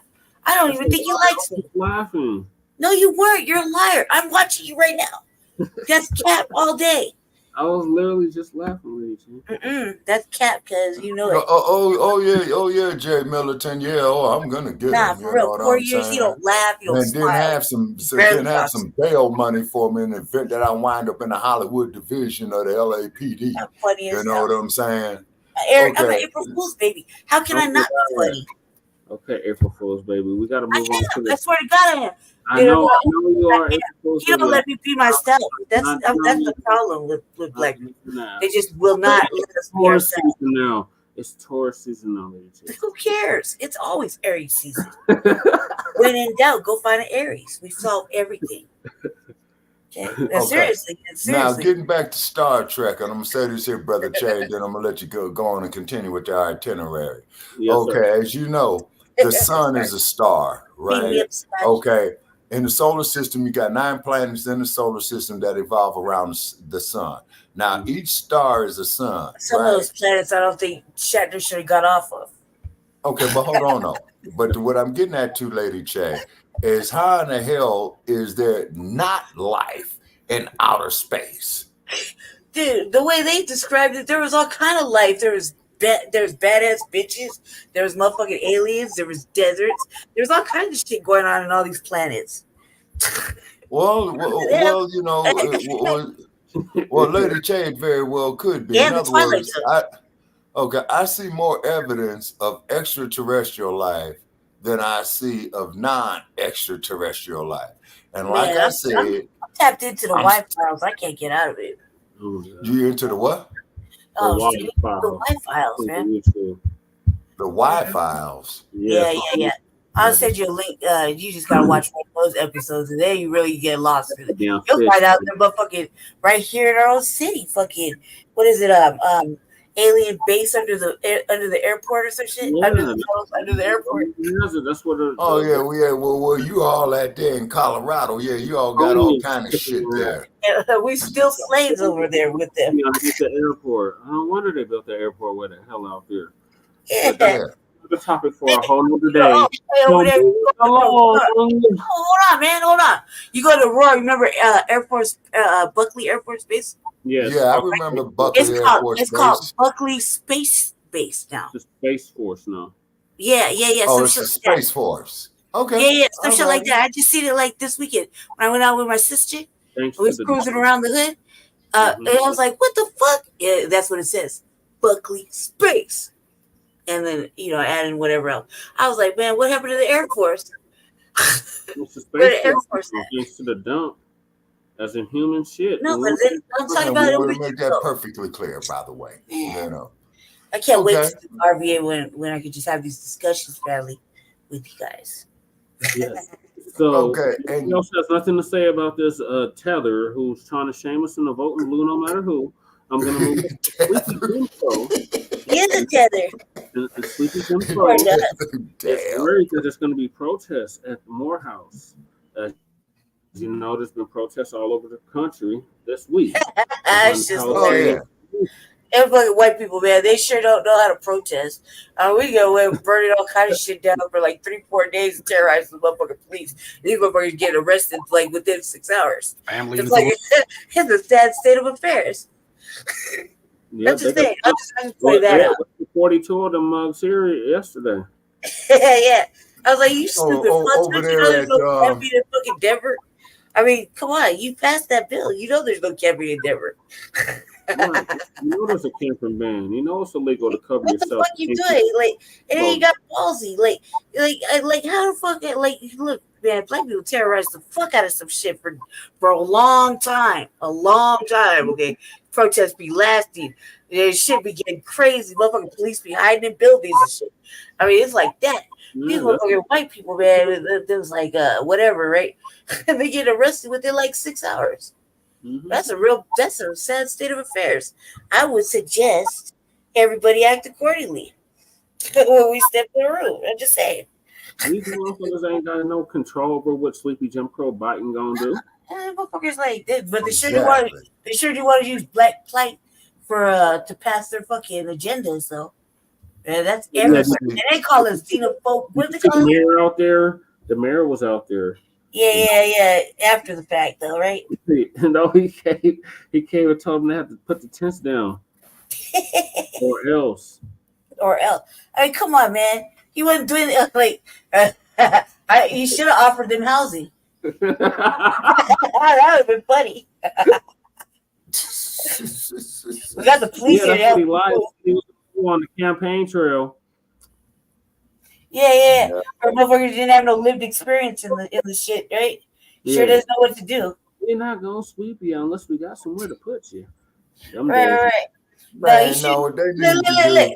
Hey, here's the thing, Felly. Here's the thing. How the fuck he gonna be enabling and promoting fucking homelessness when he kicking out 400 or 500 motherfucking migrants at a time? Not to mention all the regular people that have been here. Come on in. You kicking him out and trying to talk about you want to make these 2,000 numbers. Okay, like, and sister, not the cap. You closed 4 fucking migrant motels and you kicked out like 400 people all in one day. Just one day. And they kept closing them like every couple of days. So I mean, like, stop the cap, dude. You're like the main hand in the promotion of unhoused people right now, currently. Doesn't matter where they're from. And then none of that, but like, oh man, like this is so not fair. Like I told Jesse, I was like, maybe we should just pretend we immigrants and see if we can actually get some tangibles, because God forbid us being born from the soil, we can't get shit. Like not a fucking nothing. Okay, nothing. Except a fucking headache and a no. Becca Shakur says here, I feel like the police gonna be extra at the HBCU. Oh yeah. Oh hell yeah. You can count on it. I don't know. Like I think that the HBCUs though, I was kind of disappointed in the HBCU. They arrested Northwestern's in the HBCU, but but the brothers were getting live in there talking about shit. They was getting live in there.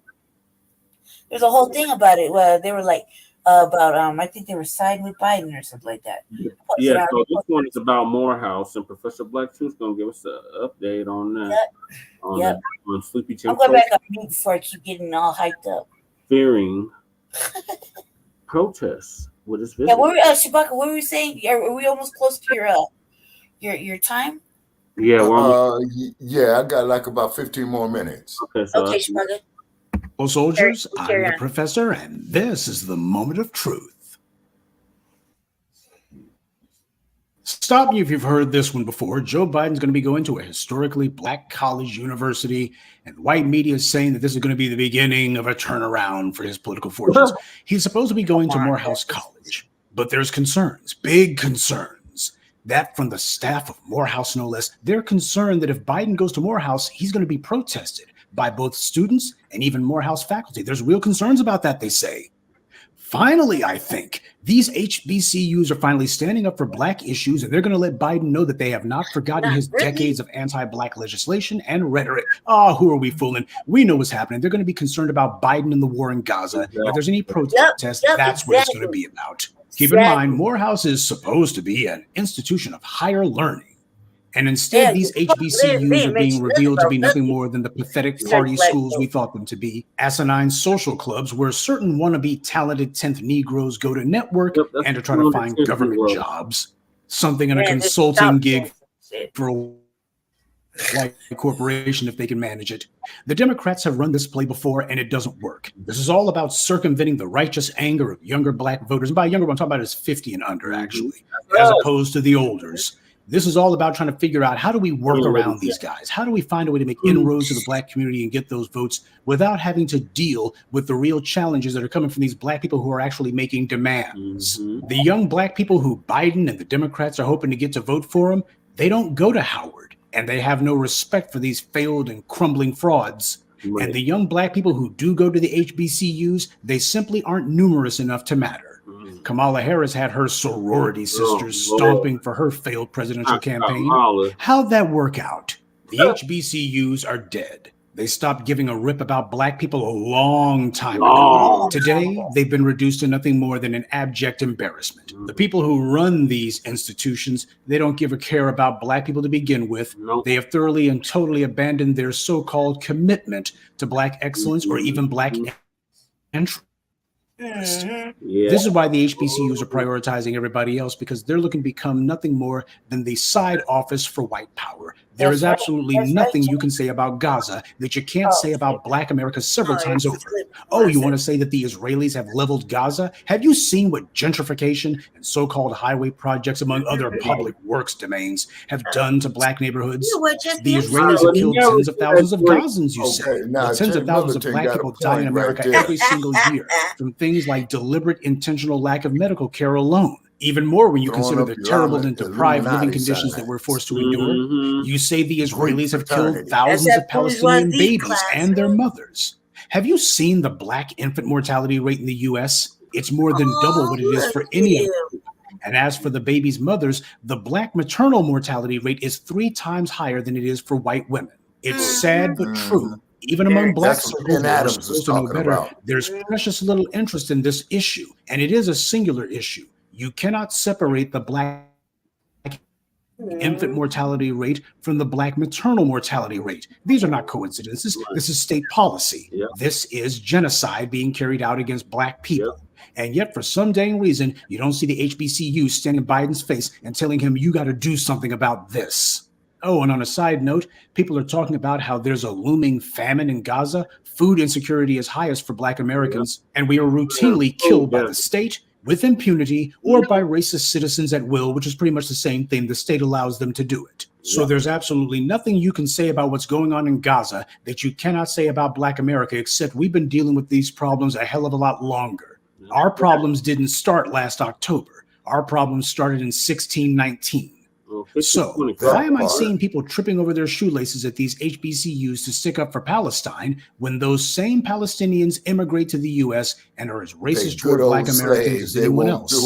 This is where the so-called best and brightest black students go to, the HBCUs, and their professors, who are only too eager to stand in solidarity with the Palestinians, who are also supposed to be the best and brightest we have to offer. Look at what they're doing. They prioritize everyone and everything except us.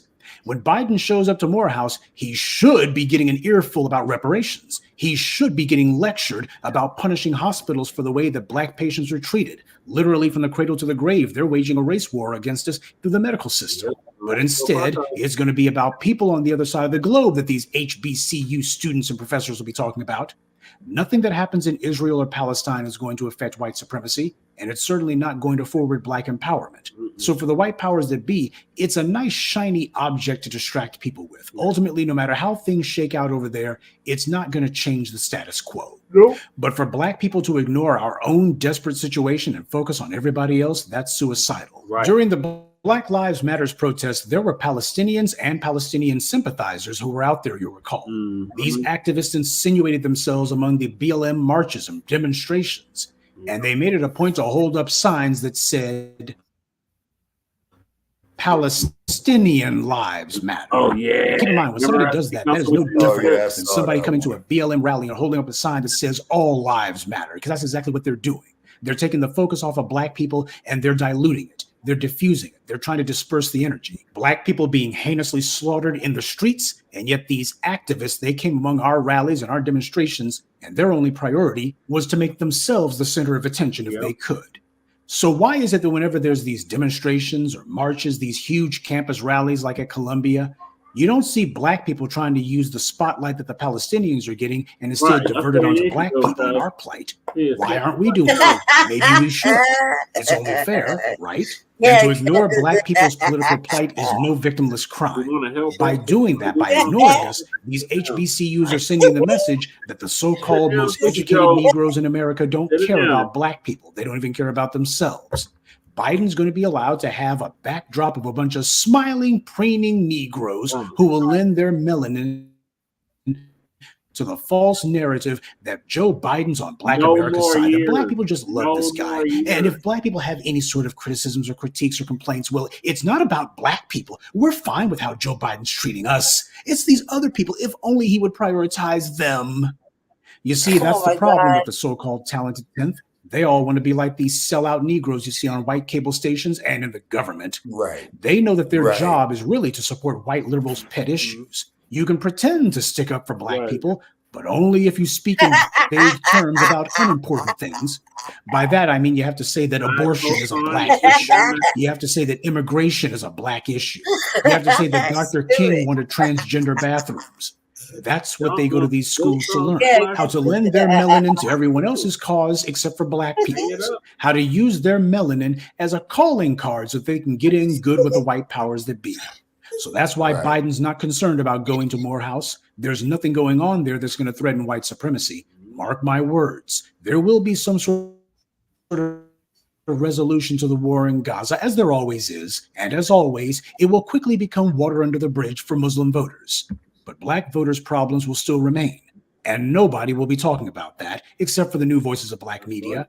And just in case you do bring attention to black people's plight, those same Muslim activists who are trying to jump out in front of the BLM demonstrations, they'll be right back out there again trying to overshadow anything that black people are saying. That's not what an ally does. That's what I'm bringing and ignoring up on the plight of our own people isn't what leaders do either. But it is what these Negroes and these HBCUs do. This is why white corporations and the government and these political parties recruit so heavily from the HBCUs. At this point, they've become wholly owned subsidiaries of the white power structure. You know, there was a time when the HBCUs were actually prestigious, though that was a long time ago. And their prestige was not because they had the money or the power of their white counterparts in the white Ivy Leagues, but because the HBCUs genuinely had potential. In time, they could have become a springboard for the black community to build the kind of economic, social, and political institutions that we need. Hebrew schools gave rise to Jewish-owned brokerage firms and hospitals. What have the HBCUs given rise to? Nonsense like this. They've become sellout factories, cranking out useless, self-interested tools, black faces serving white power. They used to be prestigious. Now they're just a punchline, and not a very funny one. We don't need any more campus step shows. Dancing, shucking, and jiving are not valuable, but it is about the only thing the HBCUs are offering anymore. Obviously, Biden thinks going to Morehouse is a way to reach young black voters who are against him for his reprehensible behavior over the decades. Well, that's not going to appeal to us by going there. We don't fall for symbolism. Oh my God! We want the substance. He thinks that going to a black venue and having some Negro faces behind him, smiling and clapping for him like trained seals, that's going to help him go over the heads of the new black media. It's going to help him to circumvent the righteous anger of the black community, but it's not going to work. Kamala Harris began her own failed presidential campaign at Howard University, you'll recall, and she even made her announcement on MLK Day. So she was going super extra with pathetically trying to trick black people into supporting her. And how did that work out? Did she make it to the White House? No. She didn't win a single primary. Hell, she barely even placed for the debates. It was one humiliation after the other, and she deserved it. And Biden, well, he needs to get the same treatment that Mike Bloomberg got when he tried the same scam. Negroes who allow their melanin to be lent to all of these anti-black racists, they need to be checked. They need to be called out. That's where the new voices of black media come in. When I say new voices, I mean you. Oh, there should be protesting and demonstrations when Biden shows up, but it should only be on behalf of what black people are needing and what it is that we're not getting. Anything else is just a distraction. And they try to galvanize the black vote right now. You won. It's stupid. I'd like to take a moment to mention some of our contributors. Stay Positive, Melvin Johnson, Kenneth Johnson, Chevalier Foster, and Monique Neely. Salute to them and thank you to everyone for listening, liking, and sharing this message. Granddaughter? Okay. Thoughts, Shabaka, before you go. Okay, he is absolutely right in everything he says. Ignore this PayPal link here in the chat room. Yep, It's that's what you broken. want. Yeah, just see what I'm saying. It's broken, so you can see, man, we're being keyed on, man. You know what I'm saying? And then on top of it, as the professor say, you know, the HBCUs, although I respect their history and stuff like that, but as my man here said in the chat Those room, are the votes. you know, they're just an extension of the plantation. You know what I'm saying? Down there in the South. Yes, Yeah, and the cold part about it is that the HBCUs at one time were in a position to make a major change for us. You Well, see what I'm Shabaka, they were being used to house revolutionaries. You have to put a Right. stop. I mean, Yeah. man, nobody ever said they couldn't camp on there when the Panthers were over there protecting them young girls protesting over there on one of the campuses a few years back. And what's his name? Malik Shabazz was there. Yes, Shabazz was there. He was like telling them, he's like, you go ahead, you young people go ahead and carry on whatever you protested about. You know, we here now. Ain't nothing gonna happen now. And that right there was a successful protest. I forgot what the hell they were protesting about, but man, that shit was serious. I think that when you don't have an active Panther class here, you know what I mean? Like to just show up and do something, like help motivate things. Really, Well, we need to make the mugs up because we still got Panthers out here. They just inactive. right, but you see, they're chilling now. They're on vacation. They, see, and it's too late now. Like we can, the type of we call it lack of willpower in this younger generation to want to be militant or to want to do something for the community, like to want to be like a Panther. I mean, they'd rather not. You can't even talk to them about shit like that. You know? No, because they all twisted up in the head about Hollywood. Mm-hmm. They listen to the mugs like that. And a whole lot of the motherfuckers is going around out there showing the crack of their ass wearing pink panties, man. It's sick. You know? They're listening to the rot and the griot. Yeah, exactly. They're not on the field like that. Like, if they are, whatever they're doing is not really like not all the way. It's gonna be inclusive. You know, it's not like it's not for there's no real points to it. Even like these, like, this is the thing too, Black family. We can't let them guilt trip us. Like they trying to fear monger us and they guilt trip us and name calling for us wanting to put black people first, before other classes of people. I mean, what? But like, why is it even a question at this point? Because in my mind, they don't even have the right to ask us shit about this because we've been putting on the cape. We've been over there supporting other causes. We're always the most giving, most helpful. We don't know how not to be involved, even when we don't want to be involved. Put the goddamn oxygen mask over yourself, Black family. Yeah. So now, and now we just say no. We want to say no. We try to do for self now because, you took everything. You continually raping and pillaging us and then fucking shaming us at the same time. Like, and now we want to get back up and like get right. And you're not going to stop us this time. And it's a real problem. Like, that's a real fucking stones at the glass house type shit. You know what I mean? Yeah, Yeah, and you can't let it fly, Belly. You can't let it fly. Like this bitch got away with calling saying what she call you, Jesse? She called me xenophobic, y'all. I don't know what the fuck that means, but I was like, wow. Oh, I know exactly what because he's a black man, not comparing. What did she say? What did she say? What the hell she was talking about? She said, "No, don't vote for Jesse. Don't vote for Jesse." Oh God, man, that shit is there too. And he makes disparaging comments about my community. Oh yeah, I think I pulled that up right now. That shit was great. And I think I said something there. I was the one talking before you. I think I incited that. Generosity to say that to me. No, I just don't support the ones that come over here to exploit foundation. Oh man, let me see if I can pull that up. That was great. I'm actually xenophilic, which is the opposite of xenophilic. I don't even know what the fuck that means. Still. What does any of that mean? It means that you're afraid of other groups. What? Originally, it was. They keep changing the definition, Shabaka. They keep changing the definition. Originally, it was you're afraid of other people or other groups or other whatever foreigners. I'm not afraid of you. I'm not supporting. That is simple as that. What the fuck is that? No, it's just it's right is I don't right. do shit for the black immigrants. So yeah, what? right is right, wrong is wrong, dude. When you sneak over here, hell no, man, no. Right is right, wrong is wrong, right? So you can't reward fucking bad behavior, right? Isn't that the fucking lesson? When you're a criminal doing time, right? So you can't be rewarding fucking motherfucking everybody get the privilege. Everybody get the privilege, no, because everybody get the privilege of coming over here and then filing right when you get to the gate, y'all need to file for asylum. You came over 8 motherfucking countries, 4 motherfucking buses, rode the train on the roof.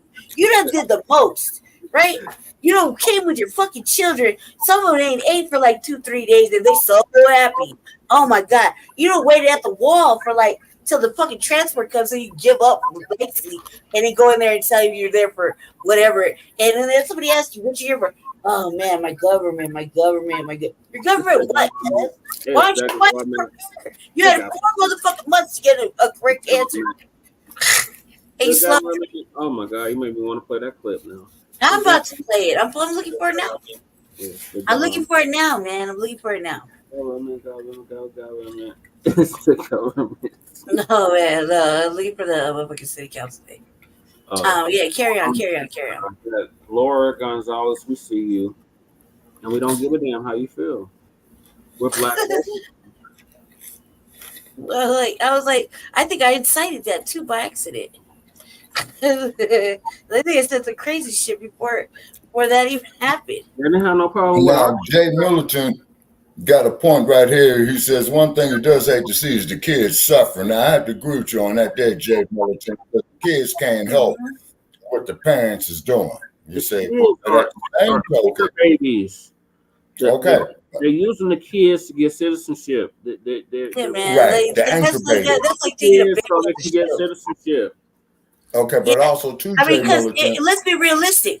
If it was, if we can't have our children out there, let them find out our children just running free underneath the bridge, right? Underneath the bridge, running around freely for fucking days on end and shit for like months at end. And like, nah, and you're black. Fuck that, man. They take your kid right away. They'll put you in all kind of fucking CPS problems, and part of them start with neglect. Neglect. Okay, they start off with a key sentence. So and so is guilty of neglect, child abuse, reckless fucking endangerment. You know, all kind of fucking crazy shit. You can be exposing them to all kinds of fucking perversions. Mm-hmm. Dude, like real shit. There's migrants surrounded by migrants intermingling with unhoused, right? And you got some migrants. The one, you know, like I just know this person told me, you know, like firsthand, motherfucker butt ass naked, cuz in his tent, butt ass naked, all motherfucking day in his tent. Little girls, 12, 13, 14 years old, running around doing the most, because you know they gotta feed their families and shit. I don't want to get into that. That's for later. It's for later conversations, right? I don't want to talk about it too much because I hate when people steal my thoughts. So, like I said, that are in the line of being snatched up and harmed. Okay, first of all, I mean, where the fuck? Why are you out here? It doesn't to be that way. But the motherfucker come out, don't give a fuck. Come out, stretch out like you standing there. You know, nice, beautiful day, whole shit just out in the air. You know, butt ass naked. For all to see for like at least 8 Mississippis. where you got the lokes talking about, hey, cuz, close the motherfucking, hey, cuz, put the fucking clothes on. Like that kind of shit. Cuz, we're gonna fuck you up, cuz. And then you don't speak no English. Allegedly. You know what I mean? So it's a real issue. It's a real issue because you got shit like that all over. We have motherfuckers over there breaking it out, still bitches panties. And there's a real problem over here. Real problem. But they don't want to talk about those things. Go back on. Wait, hold on. Let me see if I find it. Why aren't these parents being arrested for the death of their kid trying to cross over, right? Yeah. Now, Jay Militant has got a point on that there, right there. Why aren't the parents being arrested for the death of the kids trying to cross over? He's right. That's child endangerment. Right. They should be doing a lot of. They should be doing a lot more than what they are doing. Well, outside of here, unfortunately, they don't give a fuck about the children. They don't even have no laws about children like that. They don't give a damn. Children get treated like adults. And then too, as the Biden regime had said, is that a lot of them people are smuggling that shit over the border too. Oh yeah, that part. Hell, research that me and Mad Dr. D did years ago. They got a fucking 10-mile tunnel underground at the border. Yeah. You know how much fucking money it took for them man to dig that damn tunnel? And then you had to move the dirt. Yeah. And did I speak before you or you spoke before me? Huh? Did I speak before you? What do you mean? Monday. You were after me. I was after you? Yeah. Let me see. Oh, yeah, I was after you. Okay, hold on. I found it. Stop sharing your screen, weirdo. I'm gonna deflect for a second. This is just it's good. It's worth it, Belly. It's worth it. Yeah, not to mention the sex trafficking, the child trafficking, all of that. Exactly, Jay Militant. And as you know, Jay Militant, up there in San Francisco, that there's a point of entry for them to do that bullshit with the children. The same thing in San Diego and Los Angeles. And this raggedy motherfucker where I'm at here in Sin City. Yep. Yeah. Okay, let me tell you, you can share the screen now. I am, man. Can you give me a second? Jeez. Okay, ready? Yeah. Slight detour. It's worth it. My name is Jesse LaShawn Parrish, and I represent Black Star Action Movement for Self-Defense, Positive Action Commitment to Social Change, as well as the Unity Party of Colorado, Residents Council, Frontline Black News, Shabaka's Black Experience Enhanced, the Revolutionary Agenda, and I live at the Roach, Bedbug, and Mice Infested Fusion Studios in Councilwoman Chantel Lewis's district of District 8. Here's after the conversations we be having for this. So, that being said, Council, I have a big announcement to make. I am proud to be on the ballot for House District 8. I know, who's seen that coming? I'm on the ballot for HB8. I am pleased to say that when I win, I will be able to correct a lot of issues in my district. And I can counsel. Yeah, it is bad out there. Stuff that the past administrations that have represented the district have passed. I am pleased to say that I represent the very people in this district. Oh shit! I did write that up. Representing them before I ran for office, and I'm still representing them now. They say representation matters. Yet, what good is it when the constituent reaches out to said representative? They care. They are still ignored. I seek to change that when I get the House seat. Oh man, I did that To intentionally. change the raggedness of the seat, the ambiguous language of the bills put forward from previous seat holders, and address the camping ban from the seat. The days of Democrats are coming to an end. And so if you want them to end, like you should, and also I would like to announce that I have allow Cornel West to be on the ballot. So you have a third option, Colorado, for president. So you don't have to go with the sleepy Jim Crow Biden and the dump, as in human poop. And we want to make that perfectly clear. You have a third option, Colorado. You're welcome. You're welcome, So Colorado. yeah, please vote Jesse Parrish for House District 8. I am an independent. I am supported by my own party, as you can see on my T-shirt. It's called the Unity Party, and I am the junior chairman of it. So you have an option, Colorado. So I don't want to hear no excuses come November about, oh, well, we didn't have no options, we didn't have no choices. You have a choice now. So support Jesse Parrish for House District 8 in Colorado. Thank you. Thank you. Our next speaker joins us on Zoom, Brandy Majors. Good afternoon. Trippy. Those watching at home. I hope you can hear me correctly. Sorry, I lost my voice. I do want to say I agree thoroughly with Robert Bailey as usual. He is the man. And I want to say that Robert Bailey is the man. I am proud to Mr. Clinton himself. as he runs for the seat. I do notice that as we live in a democratic state, it is go blue no matter who, and that has not given us any real options. That has not done anything for us really in this district. The people that live in this district are consistently neglected, and they no matter if you are a Democrat, you sit in this seat, you are the pawn. You are the pawn that set you up for all kinds of failure. As we are noticing with these transitional housing programs, which I did say this a few months back. This is something that you should watch out for. That they're setting you up for failure, and as it is proven, I am showing that I am correct. The thing is that we want to be able to change. You can't change anything if there's all these roadblocks and obstacles.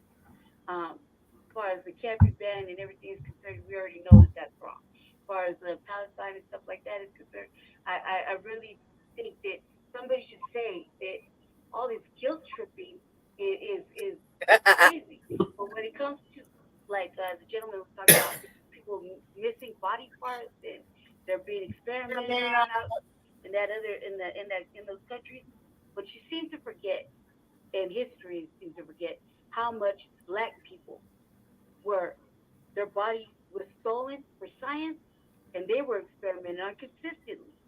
Still to this Yeah, they day, had a scandal out there at UCLA on that. But I'm here to say that certain medicines and cancers would not be possible. Certain medicines, cancer research, things like that, would not have been possible if it wasn't stolen from a Black woman. Henrietta Lacks. Do your research. Other than that, Yeah, that's the woman's name. Yeah. Neck of the woods. Yeah, Henrietta Lack. Yeah, they stole her ovaries. I think she was put up on me, cuz she just took it on you. That means change can actually happen from the house level. All these bills that are coming from city council, all these things that are coming from city council can actually be addressed. The language is broad and ambiguous. People don't want to read these bills because they're so long. Look it up. Henrietta Lacks. And people get tired of them. So now things 1951. change. Thank you. Mm-hmm. I think she was going off on me. Speaker Took it out on you. Chambers, Mohammed Kaziz. Took it out on you, cuz. Last speaker, so you're gonna fast forward to the end. Yeah, I remember what I said though. That was being intentional. So every time it's Dr. Kaziz. Chickens at the very end. Please respect mine. I'm here once again to point out that It's the one. It's the last one, right? Yeah. My 6 years sieging a hospital like Al Shifa, where oh my God, I forget. Like of America. This broad. Acknowledge that I'm standing on Arapaho and Ute indigenous land, meaning that the USA. This $5 Indian right here gonna try to tell us something. Like for real, all the white people, they always got the same. Like when there's a movement, you Native American looking that pale. Come on, to the store and bought a motherfucking scarf Just like during Black Lives Matter, air quotes, we got Black Lives Matter t-shirt and shit. Like, if you're always trying to support your own fucking agenda out the backs of ours, come on, cuz, like, stop the cap. Like, that's like she lucky she went after me. Which is the same project that is now known as the State of Israel, Israel, trying to create and stolen genocidal Palestinian indigenous land, which we are backing up. You stole it from us originally. What are you talking about? My demands are well, pretty much a resolution. Defund the 11 million city tax dollars that you send to Israel and assure that our freedom. Okay, and I'm going to be signing off in about 5 minutes. That's understandable, Shabaki. Because Thank you're you for staying up this way with us. Representative. Oh yeah, absolutely. Your job is to protect, to listen, and listen to your constituents, and you are not. And if you could delete that PayPal link up out of there, man, please ignore this broke. Okay, hold on. Yeah, because it's do that. I gotta rewind. Yeah, it's in the private chat. Yeah. I got it. Black and brown folks, we need to understand. Hold on, you gotta talking. It's important that you pass, and you are important that you pass. With project immediate and end large politicians Why to you- make why the you- right choice. Because I couldn't hear it, man. Everybody's $5. She'd be having me busting up, brother. I know. It's $5 Indians.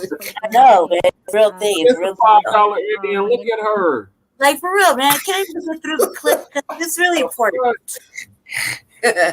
Yeah, she's clearly on some old everybody stole our land type shit. I mean, come on, bitch, stop the cap. Hey, USR Province 9, hey, greetings to you. Peace and love to you, brother. Greetings to you, USR. Like, thank you for joining us. Like, I was going in about this motherfucking the cultural appropriation section. I understand. Oh my god, I'm going on there. But this is funny. I think I'm the one that she was really trying to talk to, guys. You say something about them. I am here to speak on behalf of only myself as a descendant and survivor of many settler colonial genocidal projects, which is now known as the continent of America. I acknowledge that I'm standing on Arapaho, Cheyenne, and Ute indigenous land, meaning that the USA is a settler colonial project that's taken 500 years, which is the same project that is now known as the State of Israel, trying to create and stolen genocidal Palestinian indigenous land, which we are backing up, and we are allowing it to happen. My demands are pass an immediate and permanent ceasefire resolution, defund the 11 million city tax dollars that you send to Israel, and assure that our freedom of speech is protected in our city.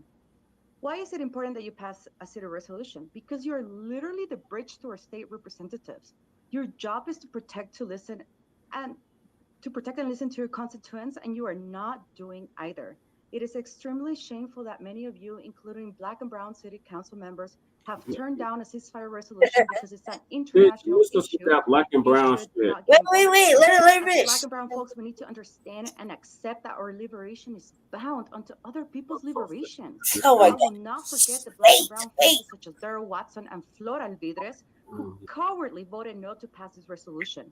Like, if you're not seeing how indigenous sections went through the same genocide and land theft that Palestinians are going through, like, if Daryl does not see how Black folks go through the same police violence Palestinians go through by the Israeli military and police.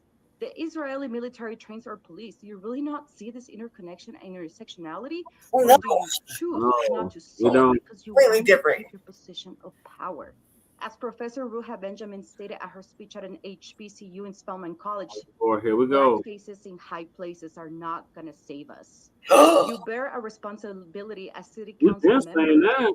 Wait. Because you have positions of power, and under the Genocide and Geneva Convention, we are a member of those conventions, and we have a responsibility to do everything in our power to prevent genocide. Also, I want to make sure that the city of Denver does not pass any BS resolution that we cannot scream loud and proud from the river to the sea, Palestine will be free. As my comrades have stated before, this phrase does not mean the genocide or the ethnic cleansing of other people. This phrase, what it's stating is that people deserve to live free. People deserve to return to their land. People deserve to be connected to this indigenous ancestries. And I also want to say, because someone here mentioned that they want to vote for him, Jesse Perez, I am going to call him out because he used xenophobic language against our immigrant community. And again, this is bitch, fuck you. Wait. See the struggle connections between Black people and immigrants. Immigrants have to protect Please. immigrants. Talking about that. People do What not were you talking Hold about? on, Brother Paris. public language. That is absolutely not okay to Thank do. you Okay, very hold much. on, Brother Paris. I can hear the Believe rest it or of you not, talking, hold so on, Brother Paris. you Believe ain't it or not, man, you could use that ignorant bitch, man, for your advantage. Yep. well, yeah, I mean, obviously, that fucking shit is stupid. No, She's no, no, no, no, fucking no, care. no, That no, was no, a no, whole no. dumbass conversation. Hold on, let it check. Hear me out. I already Only know. thing, I'm 10 points ahead of you, fucker. I already know. I'm like, way ahead. all he got to do is go up there publicly, call that raggedy motherfucker out to a public debate, and let her have it. We can't, You though. were I don't know blazing days and lean and sheen. good, but the reality is we do be out city council talking about they are aliens, but we're not referring to the war. We talking about the motherfucking migrants that are stuck over here. That's what the fuck we doing over there. We done got us on camera doing that shit many times. Basically calling them aliens, not newcomers, like they want us to. Oh, You know, Lord. try to program, okay? Nah. We are not black people. The Melanated supremacist people. terms for us. Okay, who is USR Province I don't 9? know. Thank you for joining us. Okay, let me explain something, brother. When we say black people, okay, hear me out. Okay, first place, man, you know, I'm way before you all's generation, okay? And the proper term, you know, is a people of African descent, okay? Is because, keep in mind, we were never brought here to be citizens. Like I tell Sarge, you see what I'm saying? I don't give a fuck about what the U.S. Constitution says. You can take it, wipe your ass with it. Bianchi has never answered my question. When did we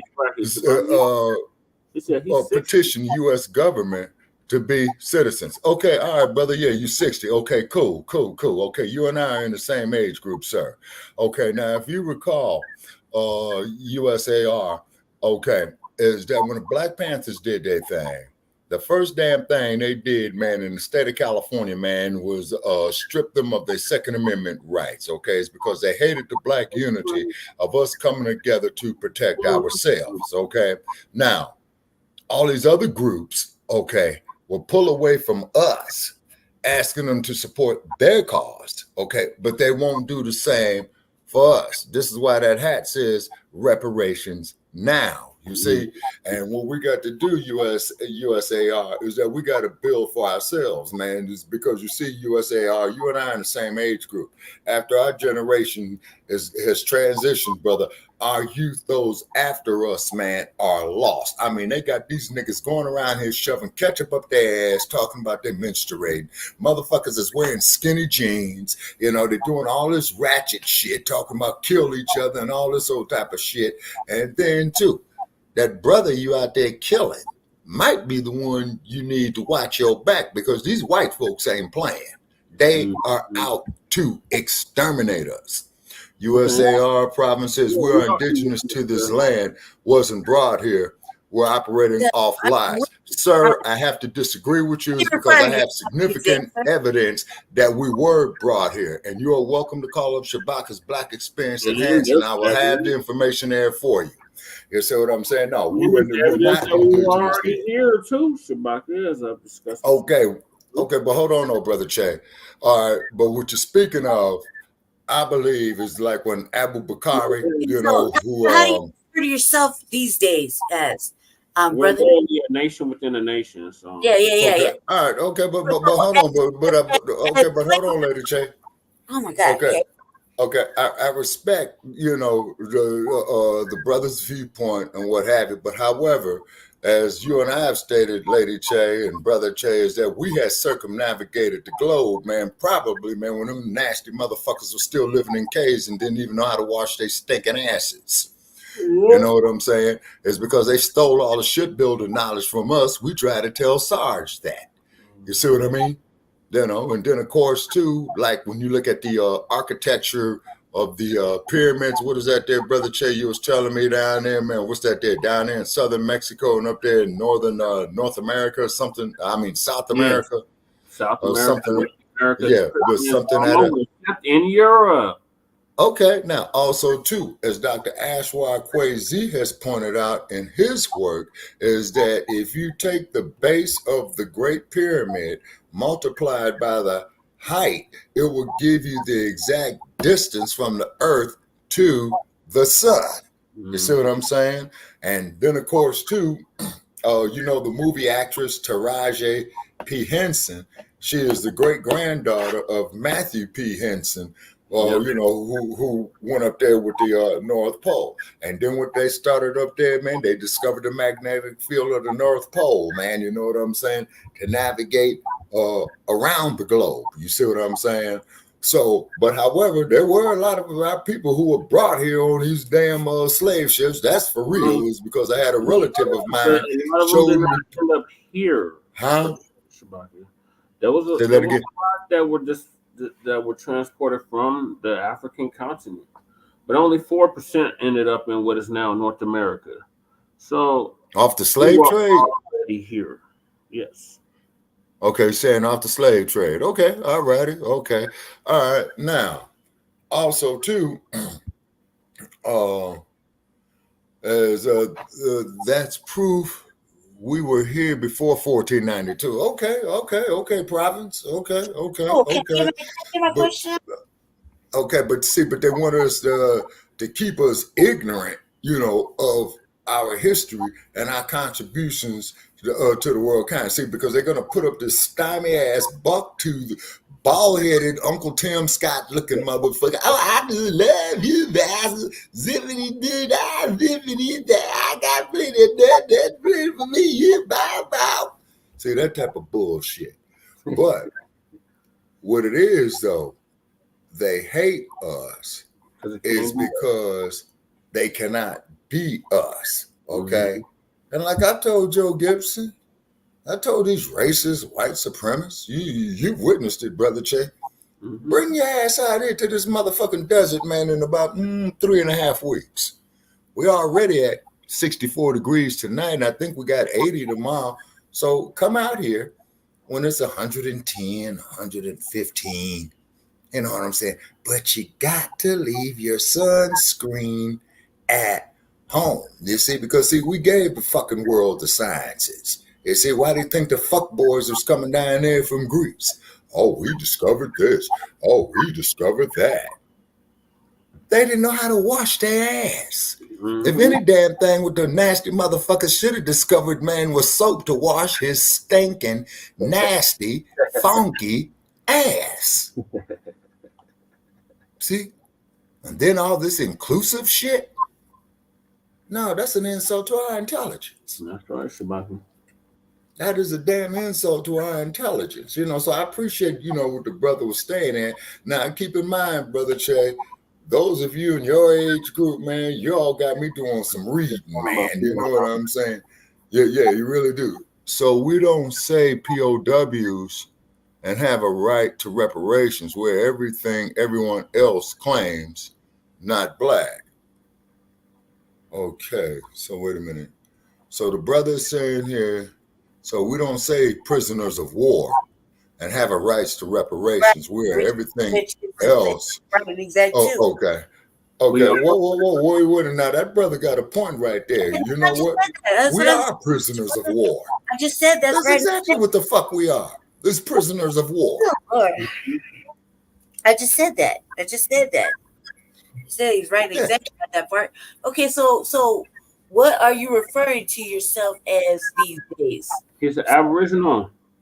Aboriginal FBA. Who are you talking? Okay, who are you talking? Who are you referring to, Brother Che? I'm talking to the gentleman in the chat. Oh, okay. I'm asking him a question. I'm just asking a question for Brett. Just asking a question. All right, okay. I got you time to respond. Yeah. That's what. Okay, but the main thing though is this, people. Okay, we are prisoners of war on our own land. Correct. Right. Okay. All right. Okay. So wait a minute. Okay. So you don't think? All right. Here's the question. Do you think that your peoples is owed reparations or not? That's what we're. Okay. Is that there to me or is that there to the brother in the chat? I'm talking to the brother in the chat. Oh, okay. We know your family's owed reparations. Fuck it. There's not even a question about it. Right. Yeah. But yeah, we're talking Well, about so I know how to maneuver. Like I know how to okay. address him because this is like a different kind of addressing. Even though he's writing exact about the POW thing. More. Yep. Okay. So Okay. so you just more. So he's some more. Yeah. I claim. Okay, he claims more. Others are Mayans, Cherokee. Okay. Okay, Okay. so- Now, okay. brother USA.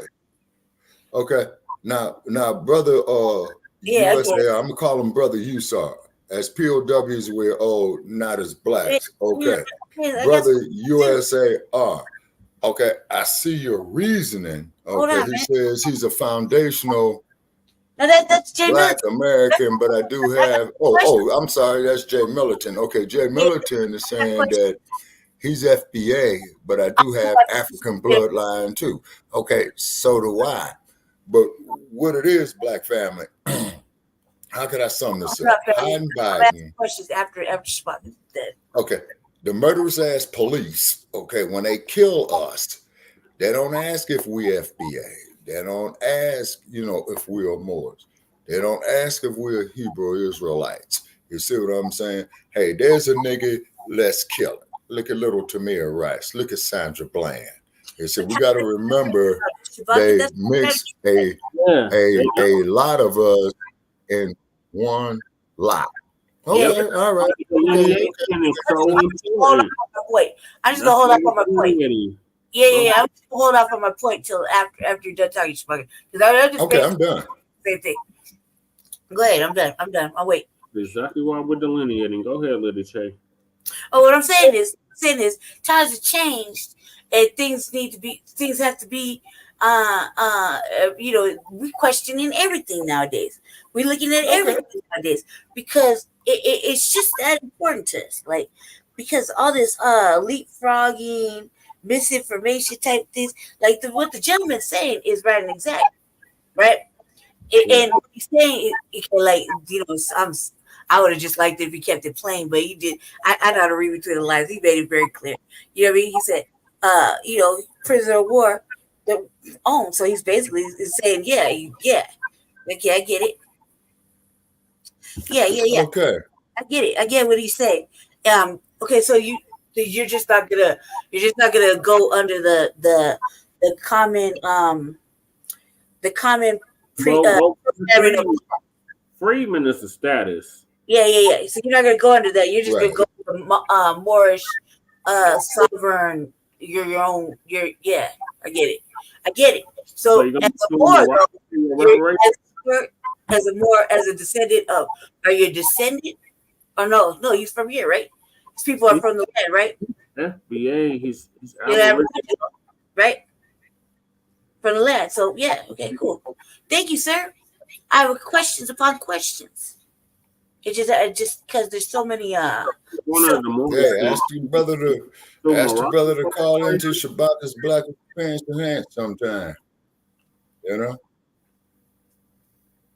Like I said, I got all these books here. All this reading. No, I get it. Yeah. By law, about Okay. You start saying by law they have a right to kill blacks, they own blacks, and others. They made it up. Okay, now, brother Usar, are you referring to the Casual Killing Act? Okay, is this gentleman referring to the Casual Killing Act? No, he's talking about the Black Laws Dictionary. Yeah. Either way, we asking the same question. I'm just gonna wait. I'm gonna wait. Go ahead, Chewbacca. Okay, no, I'm gonna say this here, then I gotta hang it up. Okay. He says I'm a descendant. Okay. Okay, cool. Okay, all right, he's saying it. Okay. Shabaka, I'm Shamal Garb El Yah. You know me. Oh, okay, yeah, I got you. Okay, yeah, okay, I got you, El Garb. Yeah, I got you as a friend on Facebook. Okay. All right, now let me just tell you something there, El Garb. Now, what's happening is, brother, as I've said before, I'm on my way out. You see what I'm saying? Just off the law of aging.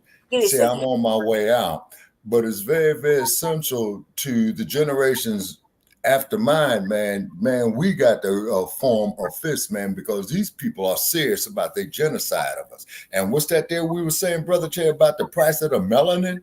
How much is it now, an ounce? It's probably $600 a gram now. Yeah, okay, so times that, wait a minute, okay, let me do my basic math. How many grams are an ounce? 16, right? 20.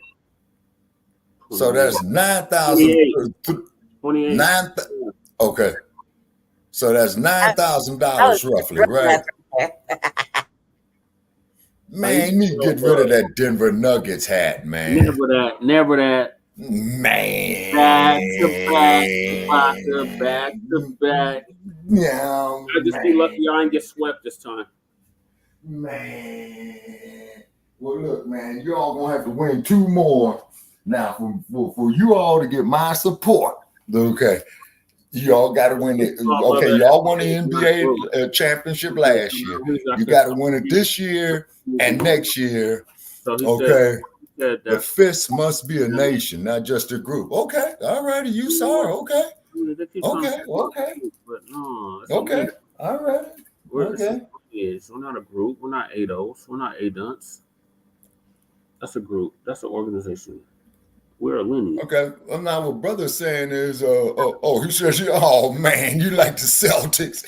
Well, one thing I will tell you, if the Lakers and the Celtics ever play in the NBA championship, man, put your money on the Celtics, man, because they, for some odd reason, for decades, they always got LA's number.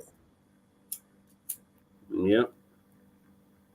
And another thing, this is going to be my last comment for the night, you guys. Okay. All these professional sports, basketball, baseball, well, mainly basketball and the NFL, we should be owning that shit. Yep. You see what I'm saying? Because you remember that bastard that says, well, them niggas don't like the way we're doing things in the NFL. They need to form their own goddamn teams. Lost. Okay. Jay Middleton says he's not talking basketball. Oh, yeah. His Warriors.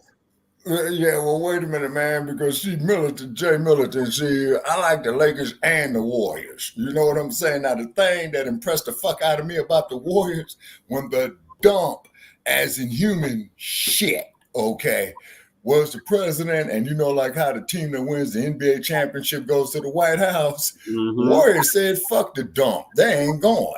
That's what made me a fan. Klay Thompson, Seth Curry, you know what I mean? Yeah. And then also too, and what's going on with the WNBA? That's the next topic. Oh my God, that's the next topic. Perfect segue. Okay. And then on top of it too, Jay Militant, the Warriors, you know what I'm saying? When they said they ain't going to see the dump as in human shit, man, that they became my second best team. But the Laws, man, oh yeah, it was. And the Laws, man, they got to rebuild the team. Laws won't be back, man, for about at least a good 3 seasons. Because the only thing I want to see the Lakers do, and I don't give a good goddamn if they lose every fucking game until then, okay, is and take back all genuines and music. That's right. Yeah, and then also too, the only reason I want to see LeBron stay in the Laws because I want to see LeBron either play against his son or play with his son, do it for 1 season, LeBron, and then sit your ass down and let your son take over. Because one thing about us, we generate the revenue for professional sports. So hey, we should be getting we should get our proper share of the pie. You see what I mean? Yeah. And then another thing, though, too, is that we created the hashtag, and also, too, we created the hashtag resurrection of the mental dead. You know what I'm saying? And we got a group by the same group on Facebook, brother. You know, get with us, man. Get with us. Garb, yeah, I know you. I spoke with him before. Yeah, Garb, I know you. He's in the Shabaka Black Express Hands group, too. Yeah. Now, okay, here's what I want. Here's what I'm asking the generations after me, okay? Because I won't be around to see it, Black family, but please do this for me. Talking like that, you're going to be around for at least another 20 years. Well, we'll try to make 20 years, okay? But the only thing I say, man, is get these motherfuckers by the balls economically, man, and have their asses down there picking that goddamn cotton. As a matter of fact, get them by the balls and bring all the motherfuckers out here to this desert and leave them there. That's what the fuck they want to do to us. And this desert gets very, very hot, people, because I can see it now. You know, firsthand, I've been there. They'll take us right off in the middle of that motherfucker, and they will cut the water off. They will do it.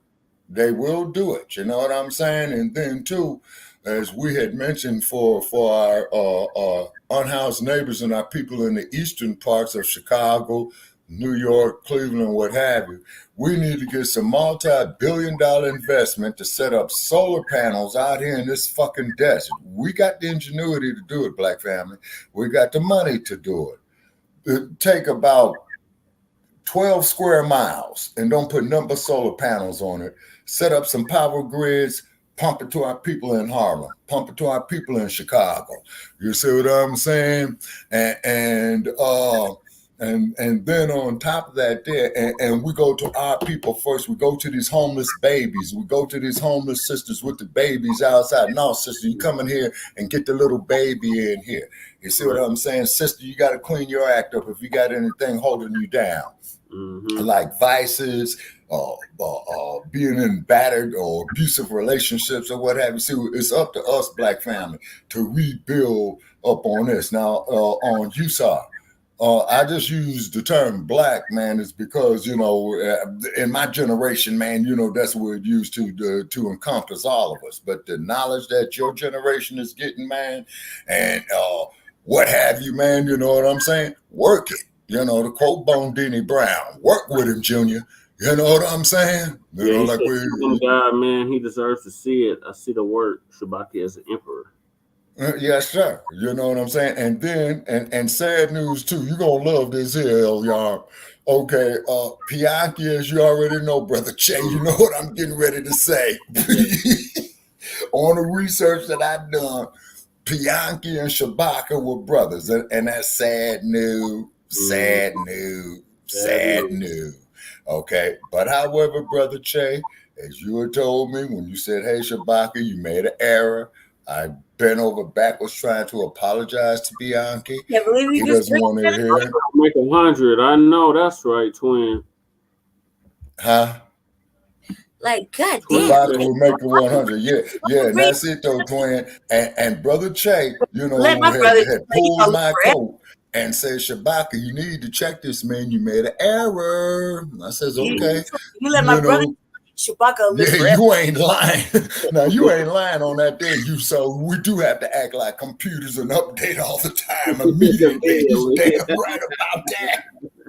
He is damn right about that, man, because keep in mind, man, to quote Captain Kirk, them damn robots and shit and the musky bird, man, they working at warp speed with that bullshit. You know, that's for real. But here's what I would like to see. Them assholes who's developing the motherfuckers, I like to see them robots turn on them. That would be great news. Great news. Great news. Amika, what was her name? Amika, the robot. That was. Yeah, that's what you was telling me. Looking at her owner or creator, like, I'm gonna kill you. I could just kill you right now. Especially that'd be great news. That'd be great news. That'd be great news. You know what I'm saying? You know, I think but I'm figuring though is this, you know, automation and you know is a great tool for mankind if it's used in a proper way. But you see, but as you already know, Brother Che, you see, and anybody who took a basic course in business would know this. This. Yeah, Stinky Bird, Bezos, and all them tricks, man, they operate off of one thing or one thing only. Greed. You see what I'm saying? Greed.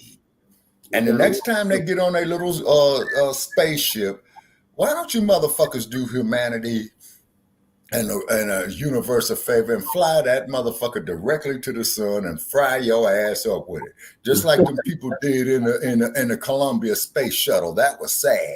Oh, that was sad. Oh, you talking That about was sad. You know, they tried to make the re-entry, man, and the thing burned up. My God, man, how they perished. It was an 85, surviving. Mm-hmm. Mm-hmm. Either 85 or 86. It was like a year or two before. No.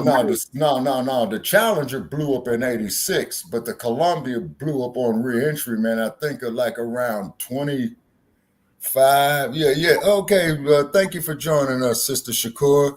You know, and by the way, Sister Shakur, you have an open invitation, man. Going on out that way. I think she tell you good night. You're like you were leaving, Yeah, which I am. Okay. All right. Okay, so let me get my old ass here to bed and tomorrow. Because I want the generations after me do this work. You know what I'm saying? Oh, she says I'm still with y'all. Okay, sister. I never read through the lines. You know, I get me I'm sitting back. That's why I be creeping out. Nobody even noticed I'm gone. Oh, Jay, what else? I up with your shit the other day, and you were like, sugar. Yeah, they didn't even notice I crept out. Wait a minute. Hold on, sister. You fell asleep on guard duty. You fell asleep on guard duty. Who, me? Oh, we're gonna have to court martial you with Sarge. You fell asleep on guard duty. Nobody even knows I'm gone. I was over there at a Jim Militant show. And like the whole time Chicago's Black Experience was going on. I was like, man, they doing this usual shit. So Lady Che, are you saying that the Sandman got you with a left hook followed by the right hand, overhand right, right uppercut, left hook, overhand right? You know, the Jay's live when she was supposed to be in the studio. Yeah. I was supposed to be there in the studio, but instead I just dipped off over to what's cracking on Jim Militant show. And was yeah. Always a shout out there to Jay Militant, most definitely. And I was like, yeah. And I just crept out. Nobody even knows I'm gone. Well, Lady Che, I've crapped out too. You know what I'm saying? Because even I just left. Che had to wake me up and say, Sabaka, you're snoring through the damn microphone. Solid and shit, you know. This is the worst one. I want to have a whole thing playing. I'm like, no, because you nodding out. Like, give me the mouth. Like, let me control the show. Like, because I can't do it. I can't do it. Essentially, I see well, Lady Che, I can't do Lady Che, anytime that you work a corner of a fighter, you got to tell your fighter what he's getting hit with, even if he is falling asleep. Oh, man, I did. He don't want to listen. He just want to, no. And I'm like, he always fuck the system. There's I haven't seen her take over, though. Videos. Let me tell you. Well, Lady Che, to quote the words of the great Joe Frazier, his words in Manila, just one more round, balls. Just one more round. 3 shows. And Eddie Futch, the gentle genius, as they used to call him, had to tell Smoke, sit down, son. It's over. Roll it back. Yeah. It's only 2 years. And you closed out the show. That's all I know. Because he has to. You can fuck the system for like 30 minutes and then have the audacity to be bad the next day. Like, yo, let me get no sleep. Are you serious? You nodded out for the whole fucking last piece of the show, and you refused to let me fucking run the mouse. I got a cordless mouse, barely, and he was holding it in his hand, and he refused to give it up. And I'm on this team, that mouse so close to her. The mouse. I told you what to do with the mouse. Go get your black kitty cat. I got a computer mouse. Oh yeah. Wireless.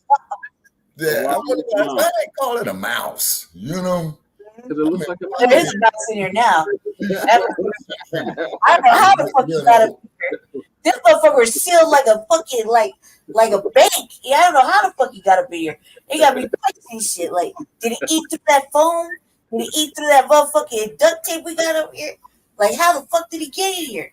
He's in here though. He is in here. Yeah, bro, it was a little brown mouse, y'all. Yeah. Oh shit! Whoa! What you said? A brown mouse? Yeah, we always get the melanated mice. Okay. That motherfucker creepy. I don't think that was a mice. I think that there was a rat. No, It was brown. It was a mouse. Oh, they're real little, man. They got the little cute little ears, little face, little cute little face. Oh, yeah, looking like Mickey Mouse and shit. The motherfucking villain. My childhood in New York City, I know exactly what a rat looks like. Oh, brother Che, check this out. If you want to see some rats, man, go over there on the west side of Chi. No, you just go to LA. My car in the alley, man. Yeah, man, I parked my car in the alley, man, going to see one of the relatives, man, and I saw all these motherfuckers going back and forth across the alley, man. I thought they was cats. I said, man, y'all got a lot of cats. They said, no, nigga, them is rats. And then I'm hearing somebody out there in the backyard, boom, boom, boom. That's exactly what I would do. What the fuck is this, man? They said, no, man, it's just the neighbor shooting at a few rats. Right. Damn. It's right. And that motherfucker was busting too. You know what I'm saying? He squeezed out at least 6 of them. So Jesse has to get us to go a little air pistol with the little peepees, and it's all the crap around this bitch. Like I don't mind. That's a little range shooting for me, man. I'll show just this little video. And these motherfuckers were wearing them motherfucking night vision goggles, and they were just like bow right off the fucking wall. And bow. Like it was like just target practice. And these motherfuckers like one hit down on their back. Here is a wrap. Yeah, we could be doing that in here. Because I be hitting them with that like they stop like an old pervert.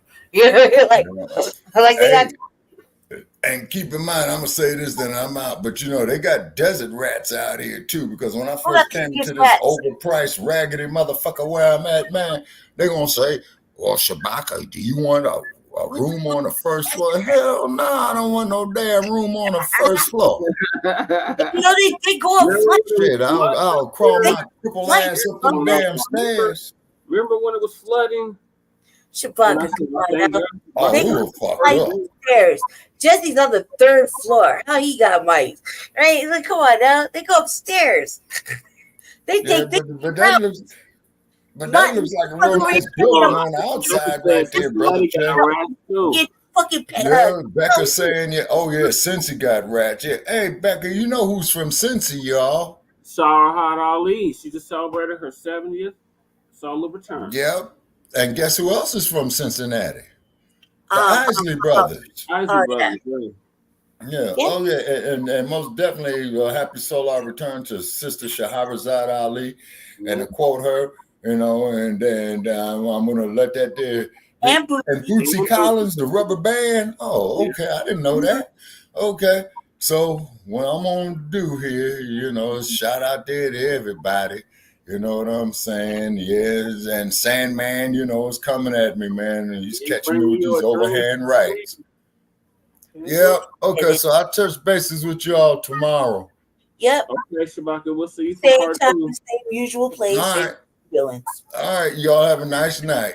Okay. And like I said, Lakers. Nuggets. Yeah, man.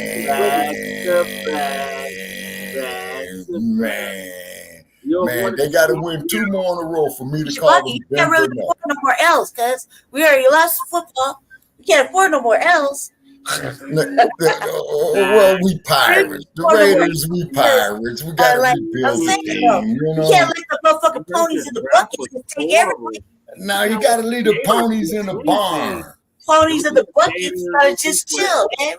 Can't afford these L's anymore. A waterless dock in the middle of the man, we Pirates, man. You know what I'm saying? All Pirates go to land, cuz. Hey, we can sell a ship on dry land. You know what I'm saying? You gotta get off the boat sometime. Like, you gotta stretch our legs and do some pillaging. Okay, this is what we do. You're right about the pillaging, Lady Che. After all, we're pirates. You know what I'm saying? We live on the ocean. We gotta do some we pillaging. never get off the ocean. Come on now, we get off. We take little 2-week breaks and do bad shit. We just out there. So this dry docking shit is like whatever. Man. Yeah, where all the treasure is in the middle of the desert. Yeah, you're damn right. Why you think they got Sin City out here? Right. That's what Shit, that might take me this $25 I got. I might try to do something on a crap table tomorrow. Hey man, I'm saying though. I'm saying I'm ready to go put a. I'm ready for somebody to take me somewhere. That's what he's trying to hit. Yeah, I got the touch. Of what? I got the touch for like all kinds of shit. Heads and tails, fucking roulette. Roulette. Yeah, roulette. Yeah, roulette. Wait, hold on, Lady Dre. You say you play flat dice? I do. No, I haven't played in a while. I used to, yeah. And I play roulette. You used to play flat dice. Yeah. Now, see, here's the thing that I don't understand. Now, riddle me this here, people. Why is it when it comes to flat dice, okay, you got 7 of everything from blank to 6, right? And I don't understand when people got to say pass and I can't play and go to the boneyard and all that shit. Everything I don't get it. Their own rules sometimes. They thinking they're playing dominoes. They playing dominoes. It's like, or they play by different rules. I don't know. I don't like to play with motherfuckers like that. I don't like to play with motherfuckers. I mean, you know, and then there's 7 of everything from blank to 6. Okay, and I don't understand when a motherfucker say he cannot play. You see what I'm saying? That he got a pass. I feel like it's personal.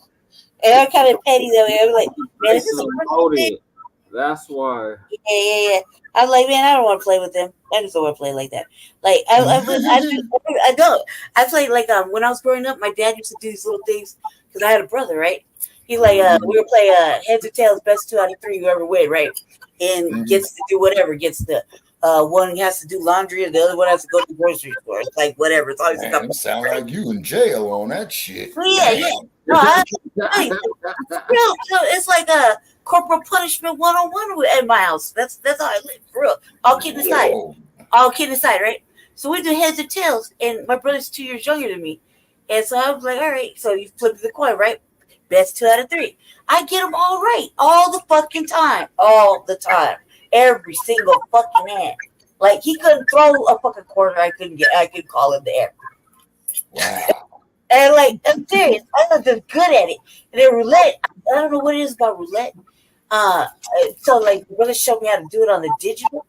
But if I was, I got to spin one time in one of those private things, private, underground things, with the actual table. That shit was fucking. It was even worse. Like, I mean, I was getting it like right then and there, like easy. Well, be careful inside them places. You might get a ticket for being in a house of ill repute. You know. I gotta think about money. They don't let you win too many times. I gotta think about money. I have really cheap, scary. So, well, like they said in the movie Goodfellas, out here in Vegas, everybody's out here. Joey 2 times, Frankie Cabonis, everybody's here. Michael Corleone. I don't know any Godfather. It's all lies. Oh, everything. They say you do this. They say you do that. I say, yeah, sure. Like, dude, how long was my brother living here? Because he had to pay off the motherfucking debts a lot to the casino. Yeah. Like that's a cheap motherfucker. I'm scared. $5 to me is a lot of money. Okay, so I'm still like that kind of mindset. So I'm like, man, I don't know how my brother got himself in where he was living here to pay off his motherfucking debt to the casino. You know what I mean? Like, come on now. Like, and that's a lot. Well, you got to be careful with them debts to casinos because they're going to be, to quote an old term, if you owed money, they sent Sonny. You know what I'm saying? And he wasn't that nice. Always wins. Right. So I never been, though. I never been. And these motherfuckers over here, my brother and them over there promised me. Tell us the days that you're supposed to go and not go. Yeah. The way I heard it is if you want to come out here and make you some money, your odds are better for you between Sunday and Thursday. You don't come out here on no holidays. You don't come out here on no weekends. And Lord help you, man, when they had the Super Bowl here, a whole lot of them fools got hit hard. Real hard. The online shit. No. Fuck that online digital shit, Lady Che. That sports shit that always on the commercial. You talking about the FanDuel? You talking about FanDuel? I think you can bet on anything nowadays. Pretty much, you know what I'm saying? Try me for that. Hell, with us being black people here in America, we put our lives on the line every fucking day. You know, look at two motherfuckers in a police car. You know, they playing Russian roulette today with your life. You know, the dog race. I mean, look at the dog race. That's in Florida. No, we have one here. Oh yeah, I forgot you all do got the puppies running. Yeah, I forgot y'all had the dog race. Yeah, man, don't let me get a newspaper and I can read. I'm picking it right then and there, and I'll just have to look at them right before they start. I already know it's not cheat. I feel like it's not cheating when you're psychic. I feel like Lady Che. Yes, sir. That's why, ma'am, it is called gambling. You know what I'm saying?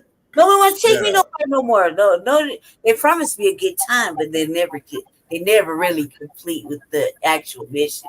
I've been still waiting for my brother been telling me I'm supposed to go home for like 3 years now. I'm supposed to go back to California for 3 fucking years. And we ever went anywhere? Nah, we ain't went anywhere. Yeah. Los Angeles County is a toilet, ma'am. I know. I'm just going over this. It is a TOYLET. My father buried over there. I saw my relatives there a few weeks ago. It's horrible. Go visit my father's grave. It's there. I understand. My mother's buried there too, Lady Che. I understand. You know what I'm saying? And I don't mean no disrespect to your father's memory or to my mother's memory. They're gonna be there for a long, long time. You know what I mean? Yeah, I know. And I'm like, God, man, every day is just fleeting, and we could be traveling. You know what I mean? Before I think my brother be gaslighting too much. You know, like he just gaslight too much. He's telling you a whole dream like a little fucking pimp. Yeah, motherfucker. I believe. Yeah, I got my dumb ass believing every time he said something. I'm like, God damn it, I fell for it again. And I'm like, how the fuck you do this, man? Just say you're not gonna take me nowhere, so I don't get my hopes up. Well, you got a point on that there, Lady Che. All right, y'all. Night from Sin City. Okay. I'm out. Good night.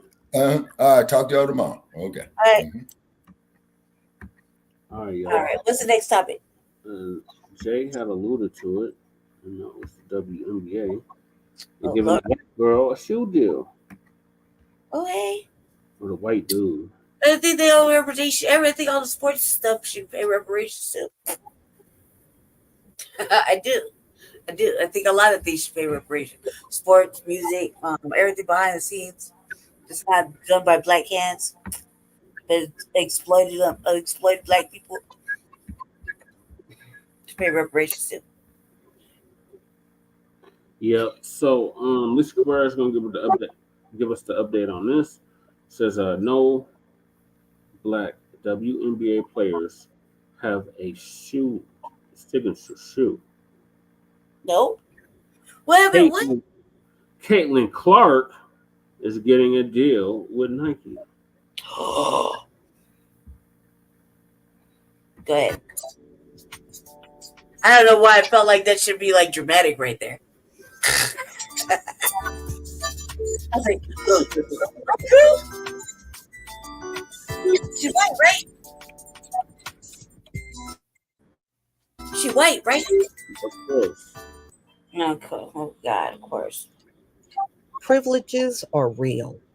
The media is showing us that privilege is real and how they are propping up Caitlin Clark, who actually lost for Iowa 2 years in a row, is being treated like a champion.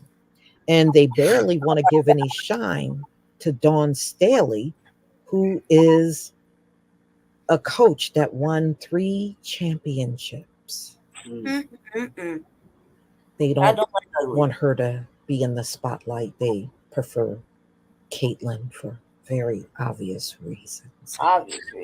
The media just don't have no shame. They just putting them privileges all out there for the world to see. So let's get into this story. Do you know there are many Black women that play in the WNBA? And out of all of those great players, none have ever had a signature sneaker. But the loser is getting one through Nike. So in October of 2023, after one of the WNBA finals in Las Vegas, Aces coach Becky Hammon, they had a question for her. Does star player Asia Wilson deserve her own signature shoe? Hammond's response was very obvious. She said, "You think? You don't need my thoughts. You already know my thoughts." Then she gave her thoughts. She needs her own shoe. She's a two-time MVP. And Asia Wilson is Black. Okay. I'll toot her horn. I mean, that's what they do in football, right? Because she won't. Season, you gotta go, Olympic right? gold medalist, best defensive player 2 years running. This is her coach. Wilson's pedigree goes even beyond what Hammond described. She has been in the league since 2018. She's a two-time champion. She won MVP twice and a five-time All-Star, an Olympian. I mean, you can't get no higher. Was under. That's why I like that. And no signature shoe. And Caitlin Clark don't even have a fraction of those accomplishments, and she's getting a signature shoe. Probably wouldn't want one anyway. Probably gonna be Wilson ugly. won a championship in South Carolina and was Player of the Year there. You know them folk don't got no taste. Wow. So be ugly. Wilson was also I mean, she the Time Magazine 100 Most Influential People in the World list. Oh, and she's also a New York Times best-selling author. Real shit. Well, you go, Asia I bet you the Wilson. shoes will be like, oh, like ugly. Like So- they ain't no swag. They got no style of their Wilson own. is one of the greatest stars of our time. Yeah, Wonder Wheat or Wonder Bread. Any athlete of her caliber should already have a signature shoe. But guess what? She don't. Guess who's getting a signature shoe Somebody ahead of her? Caitlin And that's Clark. terrible. Like they give a sister a shoe now. In due time. Well, why didn't you just say that to Caitlin then? In due time, you'll get a signature shoe and give it Did I throw back? to the women that have more accomplishments and like, have more accolades than Caitlin. Right. You know, privileges are real, y'all. Privileges are real. It is a very You real. know, the same people that tell you to pull yourself up by the bootstraps, they don't mind cheating to get ahead. They don't mind at all. And we'll help each other, just like the media is out here making sure Caitlin have a real name for herself out there. You know, the problem is you're propping her up. And when she start playing in the WNBA and don't deliver, you're really putting her in a bad situation. I'm just saying. See, there's going to be a lot weighing on her when she gets out there playing. And if she don't deliver the goods, it's not going to be pretty. So it goes on to say a lot of players don't get signature shoes. And, you know, that was last year. It hasn't happened yet, and it likely will, but not yet. But they said it's definitely a disgrace that it did not happen for any of these Black That women we wouldn't be having a conversation. They try to give a sister that have shoe. worked so hard in the WNBA. It's a default, and you didn't think about Black people before. Wilson's lack of signature shoe is getting a fresh look because Caitlin Clark is expected to get a signature shoe in the near future with Nike. So they said there were only 3 other WNBA players that had signature shoes. And they are like, do you see a pattern? In a majority Black league, there are currently no Black players with signature shoes. They had Wow. Ooh. and none of them were Black women that had signature Fuck all that, shoes. man. They can definitely And we kiss know everybody Caitlyn like that. is not a Black Don't you woman. accept no shoes. Don't accept shit from them like that. Because you would be an afterthought. Fuck all that, man. Been only 12 players in the history of the WNBA with their own signature shoe. In the past, almost every signature shoe from 1995 to 2011 belonged to, wow, only white women. Wow. In the WNBA have gotten signature shoes. Wow. And it just shows how Black women are being completely ignored in a league that they dominate. It's pretty bad. Right. Stardom propels shoe deals. But you know what? Caitlyn would not even be noticed if it wasn't for the media going out of their way to keep propping her up over and over and over and over. She's really not a star in her own right. She is a media created star. That's what she is. She's not a star in her own right. The media created Caitlin Clark into stardom. That's what they did. So A'ja Wilson is not just an incredible athlete. She is also an inspiration to all who witness her talent and drive. Her journey is a testament to the power of passion and fearlessness in achieving greatness. Tom Brady wrote in an essay for a magazine praising Wilson. Brady added, A'ja Wilson is not just a champion, she's a symbol of resilience, compassion, and unwavering dedication. Her story is a reminder that with passion and fearlessness, anyone can achieve greatness. And with the mainstream media behind you, you can get a false positive greatness in this country. That's all this story is showing you. So y'all, please tell me what you think about this video. Yeah, please tell us as well. I think this is complete bullshit. This broad is a loser, a two-time loser. Why is she being celebrated? And why is she getting a shoe deal?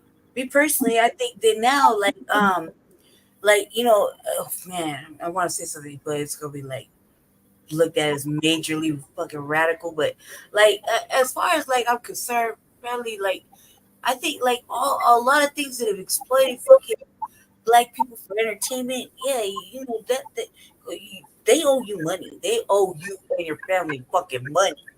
Like for real. Like and fucking apology. There's nothing that can replace this. Like it's so fucking disrespectful. Like nothing they ever. First of all, they won't even probably. I bet you never gives any Black girl, or lady or whatever, anything like as far as accolade, like your own deal or whatever. For what they're just saying that it's like a pacifying comment, right? So they're gonna carry on with like business as usual. Because how long has the women's basketball been? Women's basketball been going on? How many years now? It's been for a long time, right? Probably about as long as I've been living, maybe. Right. So and they ain't did it yet, so they ain't gonna do it, right?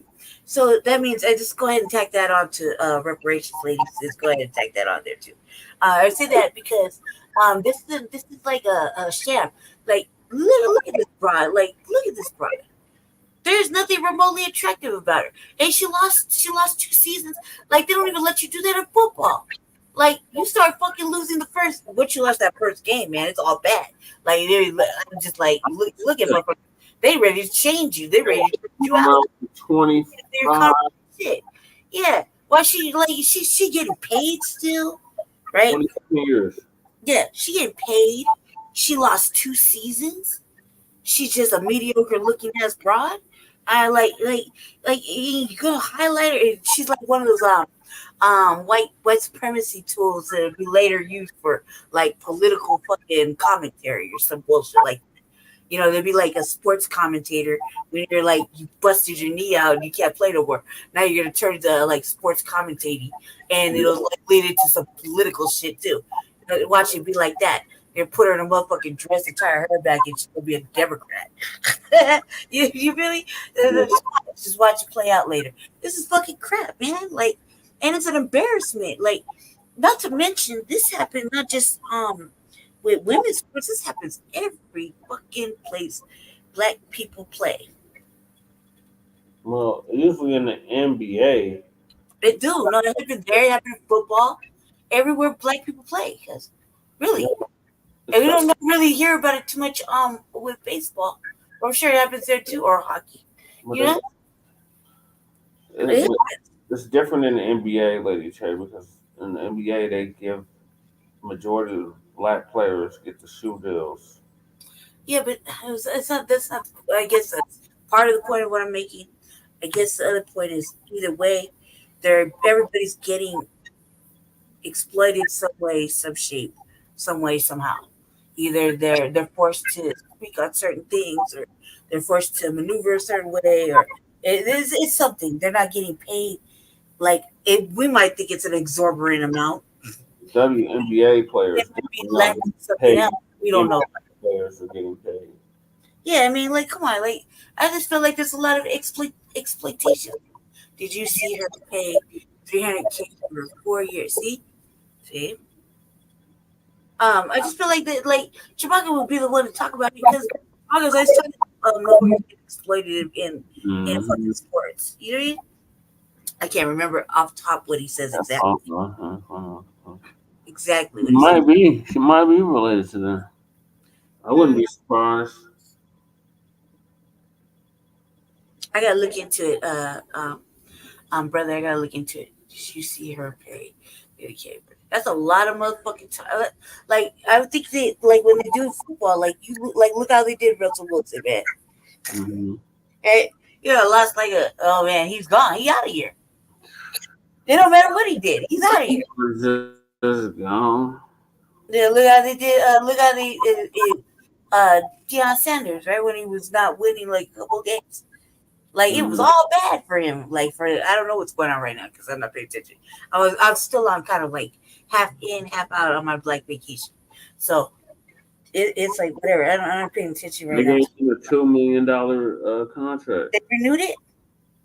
I don't know if they renewed it, but that was the original contract. Sanders? Oh, so you still got another year? Yeah, they got. Yeah, but see, look, like where did like.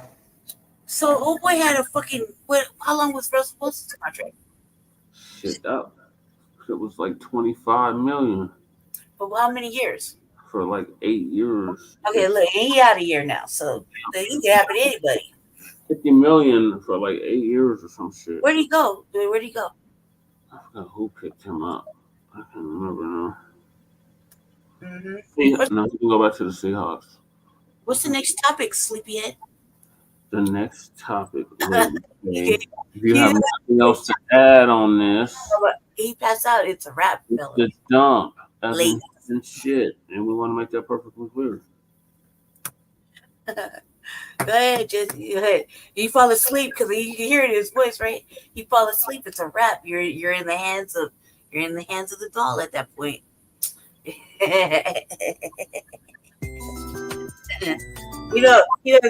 hear him not laughing because you hear he never laughs. Never laughs. That's by default. Never laughs. That was funny.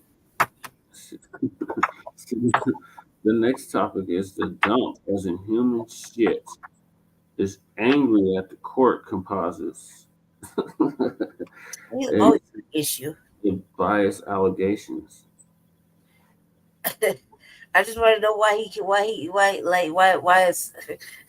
Like she just did a thing where he was tooting in the fucking courtroom.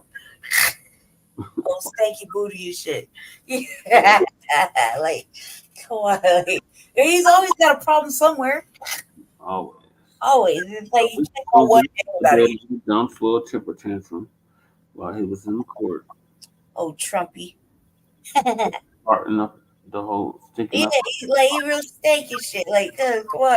It's like this is not the first time we heard this shit. He's crunk, real crunk, man. It's so crunk.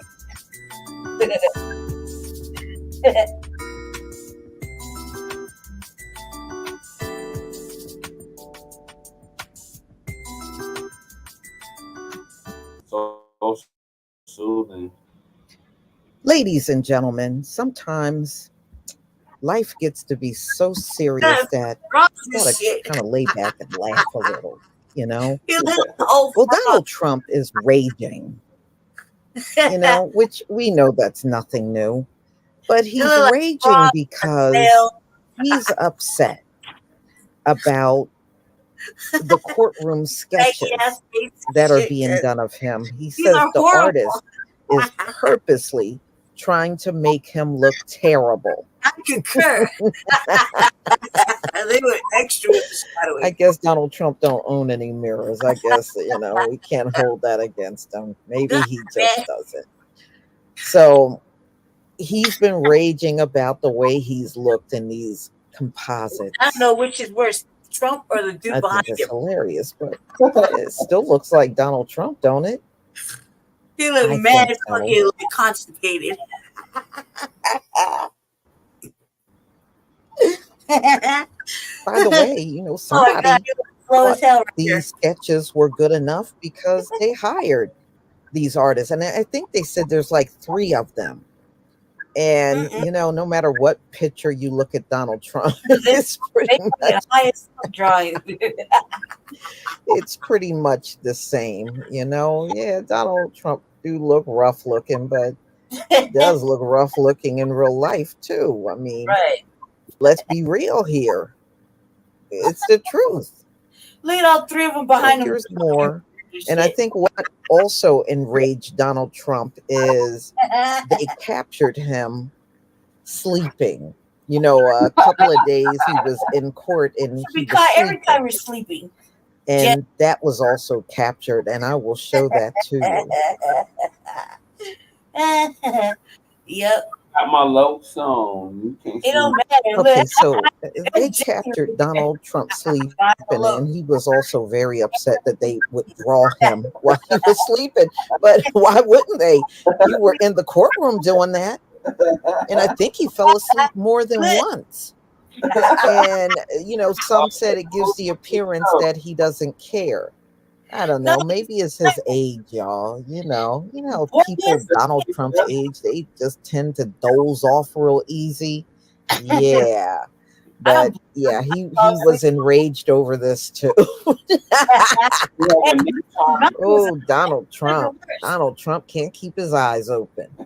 Sleep. I don't know, y'all. I don't know why Donald Trump is so upset. They captured him real good. And they captured his turkey neck and everything. I don't know why he's so upset.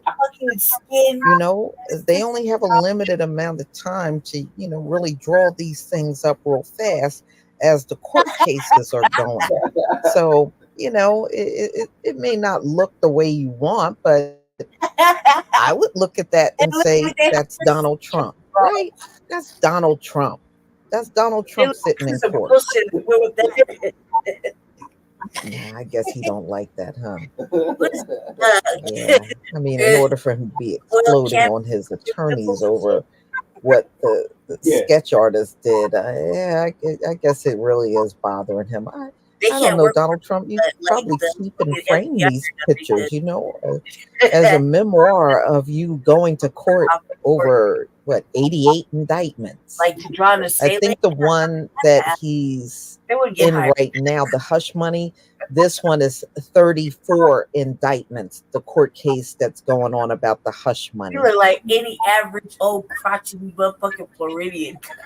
Yeah, they said, you know, during the court hearing, Donald Trump would occasionally look Look at over at the around- jurors, and Look at all maybe that's what they captured here.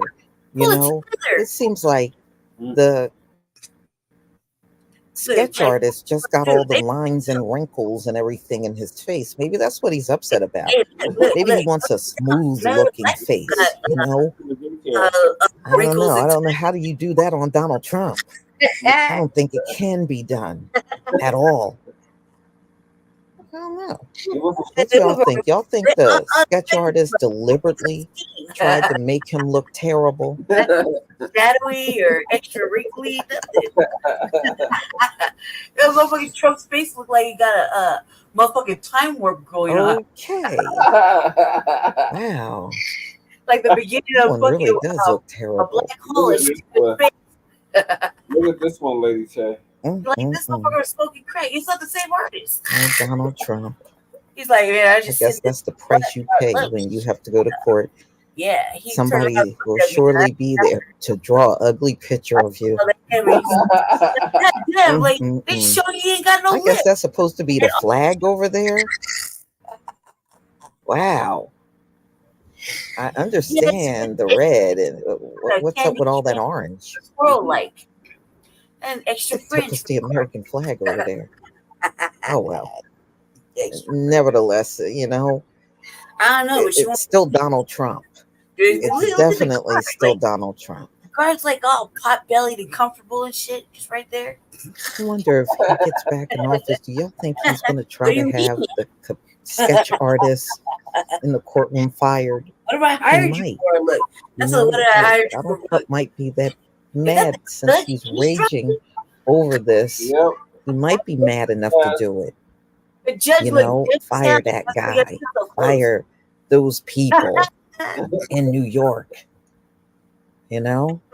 And I heard that's a pretty good paying job. Like the one lawyer If you looking can at do the other these lawyer. sketches, And the white lawyer's like, yeah, but tell it. It looked like a whole bunch of lies being told right here. Yeah. oh well, Donald Trump. I guess they drew you as they saw you. They drew you as they saw you. He's like, I can't believe Y'all, I'm you're hearing gonna this. have to tell me what you think. Do you think Donald Trump had every right to be mad over Yes. these composites, or you think he's just whining? No. Just whining over a But bunch of that doesn't nothing. make him look horrible. He's already a villain. How much You more know, can he go through? I have to go with whining over a bunch of nothing. I think he's whining over a bunch of nothing. But what do you think, ladies and gentlemen, I would be about mad. these composites where Donald Trump, he think the I'm telling sketch you, artist none may of not like him because of the, the way the sketches look. Do you agree with him? I don't. I think the artist just was doing their job, y'all. They're just doing their job. That motherfucker a boardwalk artist. They're doing. I think Donald Trump is going overboard on this one. I like how he Please captured him leave sleeping. your comment and subscribe. Don't forget to hit on the notification. Thanks for Frontline Black News. All right, ladies, so let's make this quick because we only got time for one more topic. Man, come on now. Okay, well, cool. I've been clapping the whole time. You go ahead and start the next one. I would not hire any of those artists to find my criminals. I would not. I'd be like, you got to come mushroom free, no gummies, and no whiskey before you try to draw somebody. They did a good job, a great job of the that motherfucker, you know, let all kind of crime pass because your artistry is just shit. You like a Venice boardwalk artist. Damn. I think they did a good job of depicting the dump as in human shit. That's because you don't like him and he's ugly. That's what it is. But you don't like him. He's ugly. Attention to detail. So they caught him at all his low moments. No, the one picture of them and the judge, man, that was classy right there. Falling asleep. You have a nap time during court. That's right there. Is his next his next T-shirt or mug fucking campaign fucking thing right there. Fell asleep. Yeah. It's like that's one witch hunt type shit. You hear me? Hey, I ain't gonna lie. You know how many times I've been arrested and I fell asleep in the car while they're fucking around going through some shit? Exactly, Becca. He was just Yeah, go trying ahead and keep doing your thing. In the to. back of the car, in the back of the car. You gotta wake me up to book me in. Like, and it took you long enough to go through all that. Yeah, those carriers who were complaining about that too. Yeah. Go ahead, How Jen. dare you? Like he was at that during that mug I shot. wish these artists would have worked for the Denver Post, for the funnies. Oh yeah. They really did some good shit. Like, did like a funny comic book strip. Yeah. Speaking of which, you should read that paper. Yeah, I know. I miss the newspaper. Go ahead. All right, so moving along because we're definitely pressed for time now. I have to get ready for Definitely the pressed for hours. So we got Stephen Coon Smith. He's back on his bullshit.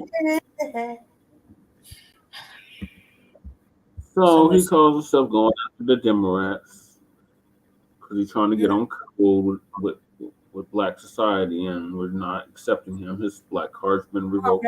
Yeah. Go ahead. Yeah, you're right. Go ahead. So NAACP, the Do Nothing Ass organization, nigga was always asking for Copper George permission.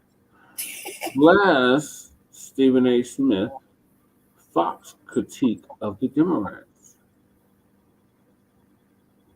So boy, brother TD Hip Hop, formerly TD Hip Hop Media, now it's TD Media Group, is gonna give us an update on that. Yeah, he makes me laugh. What's going on, everybody? Thank you all for joining me today. If you haven't already, please make sure you hit the like button because that is the most important thing you can do for me on this channel. What it does is that it helps make sure that those who are subscribed to the channel on the fact that he believes that the Democrats are weaponizing the justice system to basically get Trump off the ballot and to make him not eligible to even be running for president, and hopefully getting him in jail. And he feels that they're weaponizing the legal system in that way. But that wasn't what really got people upset, right? I mean, that did, but what really got folks in a tizzy, particularly Black Democrats, right, was this right here. And I'm going to play it for you right now. And it's when he made the comparison between the persecution of Donald Trump, you can call it, right, with the legal system, and he made a comparison between that and the unjust, unlawful persecution of Black Americans historically throughout the history of this country, right? So I'm just going to play that right now, and then we'll get into the response at the end of NAACP had and his response back. So let me play this right now. But I got to tell you something. As much as people may have been abhorred by Donald Trump's statement weeks ago, talking about how Black folks, he's hearing that Black folks find him relatable because what he's going through is similar to what Black Americans have gone through. He wasn't lying. He was telling the truth. When you see the law enforcement, the court system, and everything else being exercised against him, it is something that Black folks throughout this nation can relate to with some of our historic, iconic figures. We've seen that happen throughout society. So no matter what race, what ethnicity you may emanate from, we relate to you when you're suffering like that because we know we have. And that's what he articulated.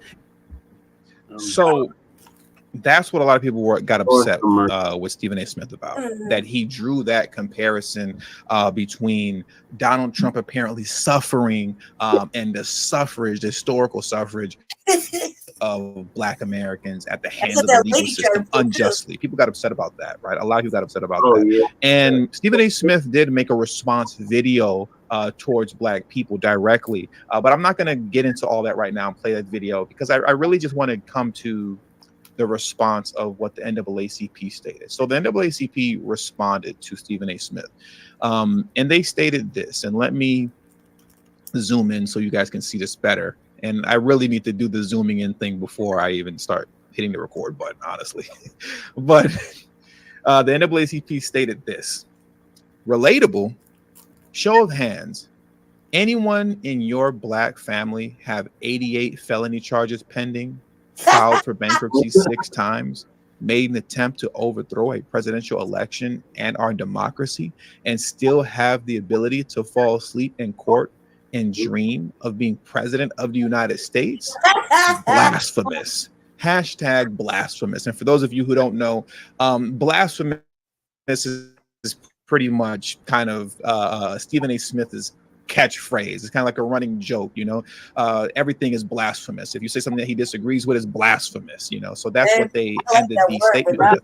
And Stephen A. Smith responded to the NAACP and stated this, right? This is what Stephen A. Smith had to say as I zoom in. And I'll make sure once again to have this stuff done beforehand next time in the future. But Stephen A. Smith stated, "This is absolutely positively sad that you, the NAACP, would misrepresent my comments like this. I was asked what blacks who support Trump are thinking as to why they support him. I answered that question. Sad, but you're entitled. Good luck. Maybe that will beat Trump, since little else seems to be working, which was my overall point. We shall see." So that was his response to the NAACP. And like I stated earlier, he did make a full response video actually addressing the black community and those that are critiquing him directly. But I want to say this much, what I think is happening with Stephen A. Smith. What's happening with Stephen A. Smith right now is very similar to what happened with Tavis Smiley years ago during the Obama administration. Tavis Smiley was casted out as an Obama critic. Yep. Now, if you ask Tavis Smiley about that, which I have because I did an interview with him on his channel, yep, I want to say sometime in October of 2022, we spoke about all those things. And he said he always hated being called an Obama critic because he didn't see himself as that. But that's what other people saw himself as, because Tavis Smiley had the audacity and the integrity to tell the truth about Barack Obama, especially as it pertains to Barack Obama's relationship towards the black community, right? Yep. He had the audacity to hold Barack Obama accountable unapologetically. And that got Tavis Smiley in a lot of trouble on the left. And because of that, he was pretty much casted out, right? He was casted out of the club because he was willing to tell the truth about Obama. Now, him telling the truth about Obama wasn't to get people to vote Republican. That's not what he was attempting to do. No. Him telling the truth about Obama was just simply him using the power that he had at the time, because at the time, Tavis Smiley was a big deal at the time. It was. Using the power that he had at the time to hold Obama accountable in the hopes that it would make Obama shift course and do the things that he felt Obama needed to do and should do as it pertains to what's best for the black community. That's what Tavis Smiley was attempting to do. He wasn't trying to get you to vote Republican. He was just simply trying to hold Obama accountable because he believed in the idea of holding your electoral officials accountable, especially when you have the voice to do so. And he believed in the entire democratic process and the idea of the Democratic Party, and that they, genuinely, care about, minorities and things of that nature. And if you believe in that position that the Democrats pretend to hold, because I don't believe in that with the Democrats. I don't. They clearly don't care about the black community at all. But if you believe in that, like Tavis Smiley did, and I don't knock him for believing that, people can believe what they want and they have their reasons to. I like Tavis. But if you do believe in that, which Tavis did, then he was doing what he felt in his heart was the right thing to do. And that's telling the truth about Barack Obama, holding his feet to the fire, holding him accountable to the things that he's not doing, to the things that versus the things that he should be doing. And in doing that, the hope is that Obama would change course and correct the mistakes that Tavis felt that he was making. This is the same thing that Stephen A. Smith is doing. Stephen A. Smith on multiple times, he's been very consistent with saying that he does not support Donald Trump. He's very consistent with that. And I've said that over and over again. When you're listening to guys like Stephen A. Smith and you're listening to guys like Charlemagne the God, I don't care what they tell you as it pertains to critiques of Joe Biden. None of those critiques mean anything when all roads still leads back to the Democrats, right? When all road still leads back to the Democrats, and to me, those critiques mean nothing. And that's just how I feel about that. But once again, with Stephen A. Smith, he's been very consistent with being anti-Trump. And what he's doing is attempting to hold the Democratic Party accountable. And what you see here from the NAACP's response, as well as the response of many other Black Democrats that are in prominent positions, they're playing the same role that Blacks in prominent positions did during the Obama administration towards Tavis Smiley. Who is this guy, and who does he think he is, holding the Democrats accountable, holding their feet to the fire, calling them out on their BS? You should know better, and you're acting like you don't. So now what we're going to do to continue to show our undying love and support and loyalty to the DNC is now cast you out. We're going to speak bad on you. We're going to speak negative on you. We're going to call you out and say that everything that you're saying is foolish. That's what's happening with Tavis right now. Roland Martin made a video coming at Stephen A. Smith.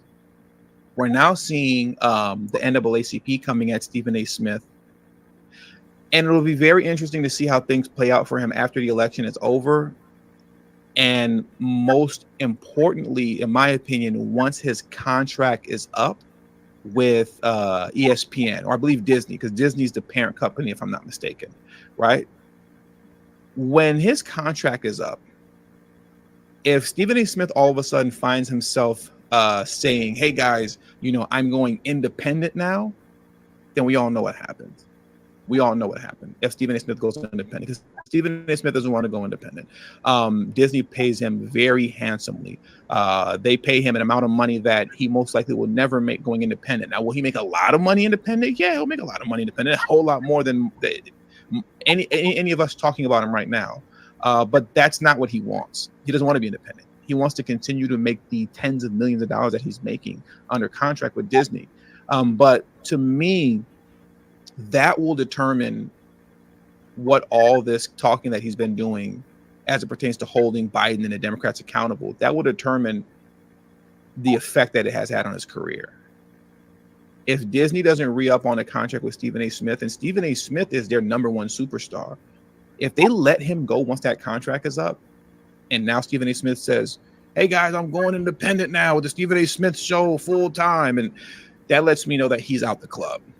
He's out of the club. They're going to do him like how they did Tavis, and they're going to toss him to the wayside. We don't need you. You got a little bit too big for your britches. We don't know who you thought you were thinking that you're going to hold the Democrats accountable, but you're not doing that over here.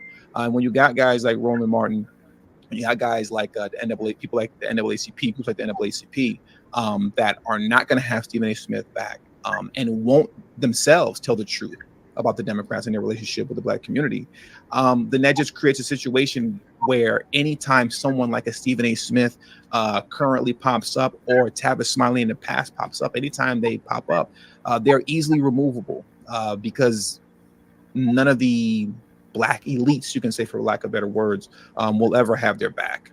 They'll never have their back. So it'll be really interesting to see how things play out moving forward with Stephen A. Smith. But we'll have to wait and see. We'll have to wait and see. And with all that, that does it for today's news. So I want to thank you all for joining me today. Tell me what you think in the comment section below as it pertains to why Stephen A. Smith has been, you know, saying the things that he's saying, and what you believe will happen to Stephen A. Smith moving forward as it pertains to his career on ESPN after the election, after his contract is up. I'm interested in what you all think down below. So once again, leave your comments. Thank you all for joining me today. Hit the subscribe button if you're not subscribed to the channel already. Hit the like button. Do the same for Frontline Black News and the revolutionary agenda. All right, quick thoughts on this, Lady Chan. I think he's lame.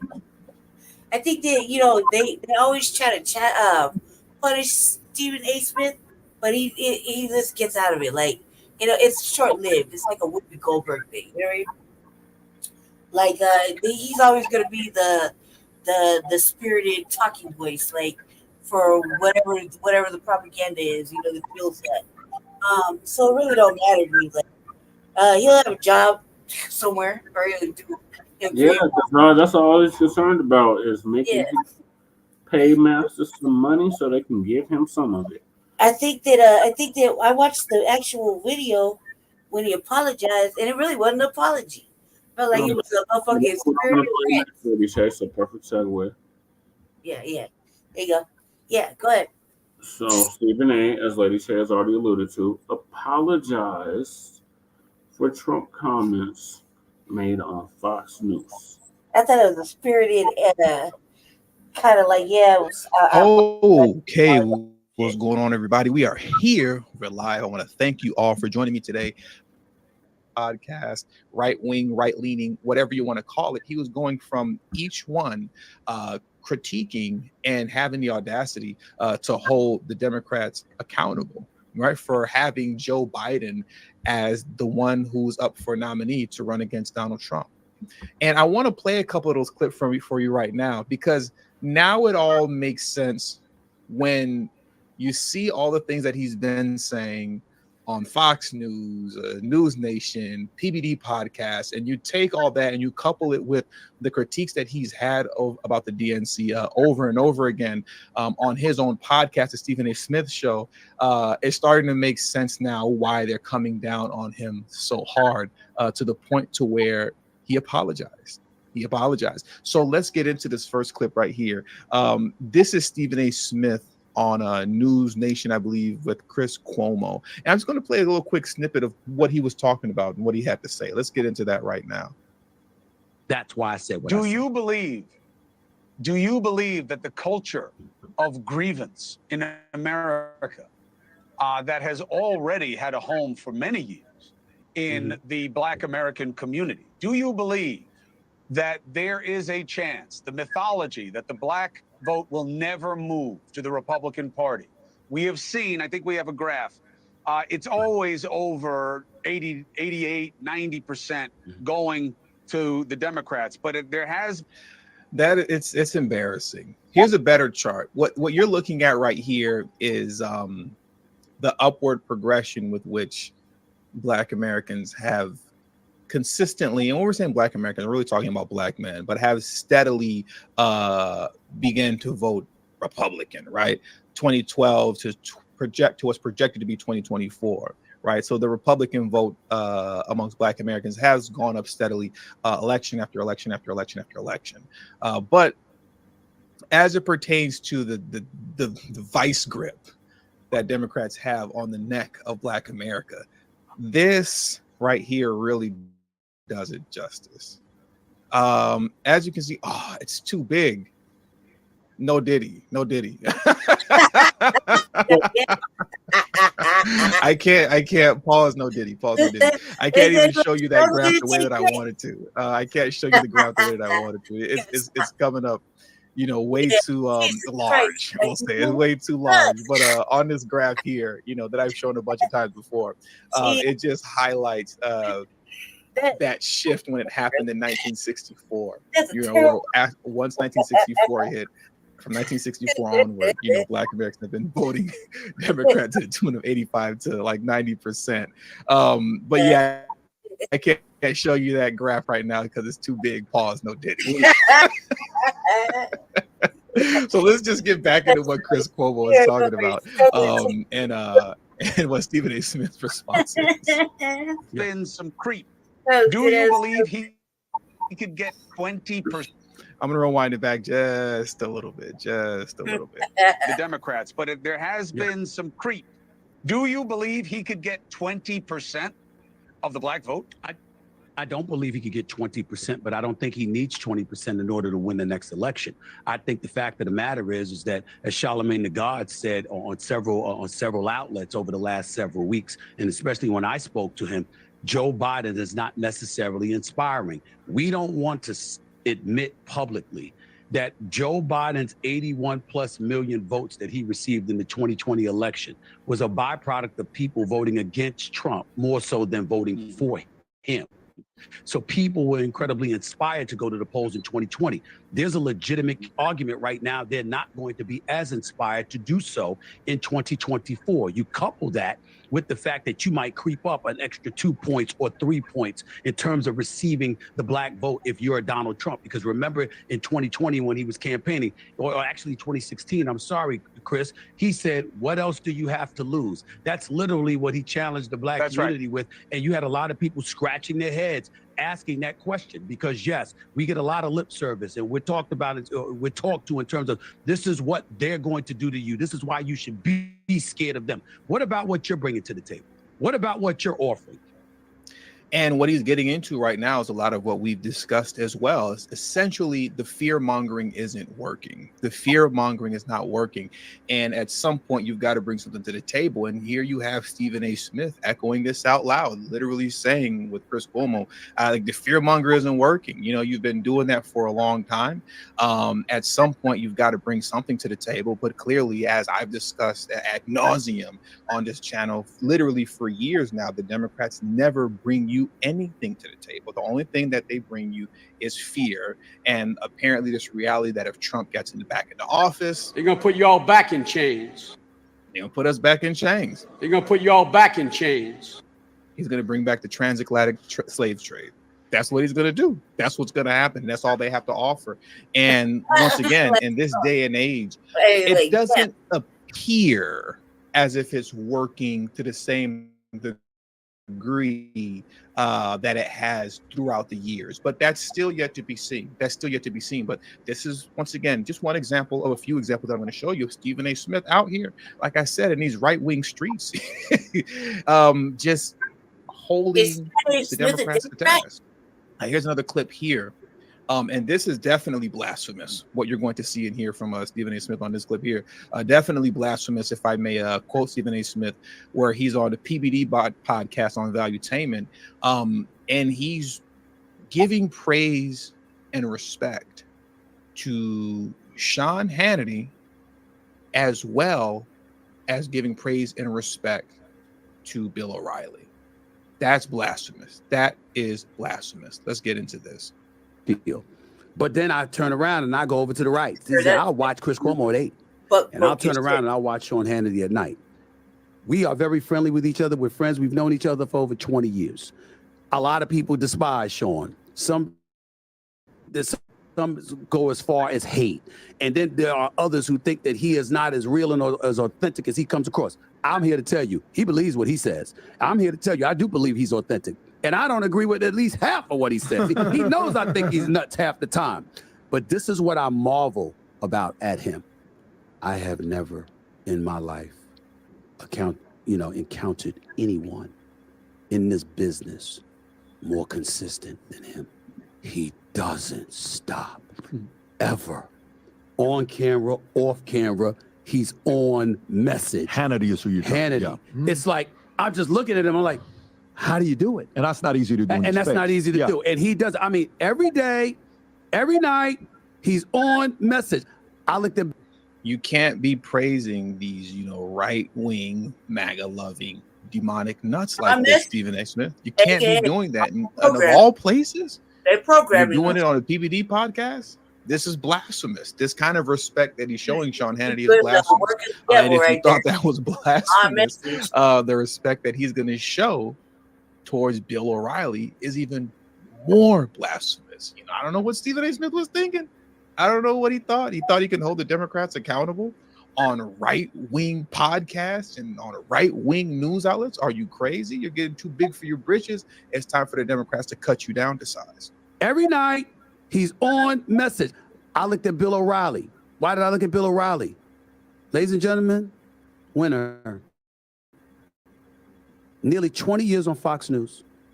Number 1 every week. That's insane. Every month. Can you every year for nearly 20 years. When I'm talking about First Take on ESPN, sleepy, right?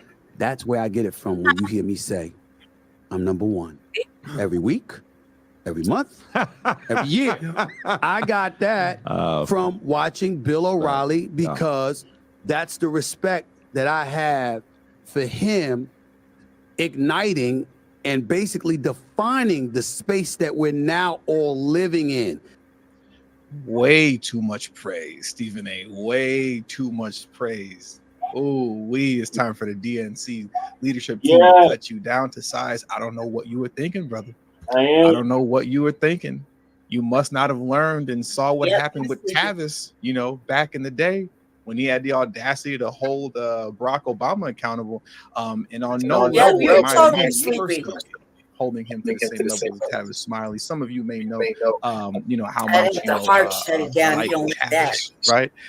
So I'm not putting him on that level because Tavis Smiley, literally, he sacrificed everything. This is a guy that used to be a part of the club, and he sacrificed his whole career. He sacrificed everything to dare to tell the truth and hold Barack Obama accountable as it pertains to his relationship or lack thereof with the Black community.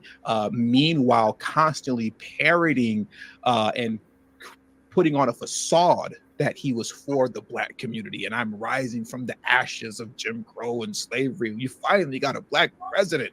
We have arrived, but I'm not going to do anything for you, but vote for me anyway. And playing on the emotions of Black Americans just to do nothing for them. That is very sick and diabolical. Very sick and diabolical. And Tavis Smiley was once a part of the club with the Al Sharptons and all those guys. He was the only one who dared to tell the truth and hold Obama accountable. And it literally cost him everything. This is a guy who would still have a show on PBS right now.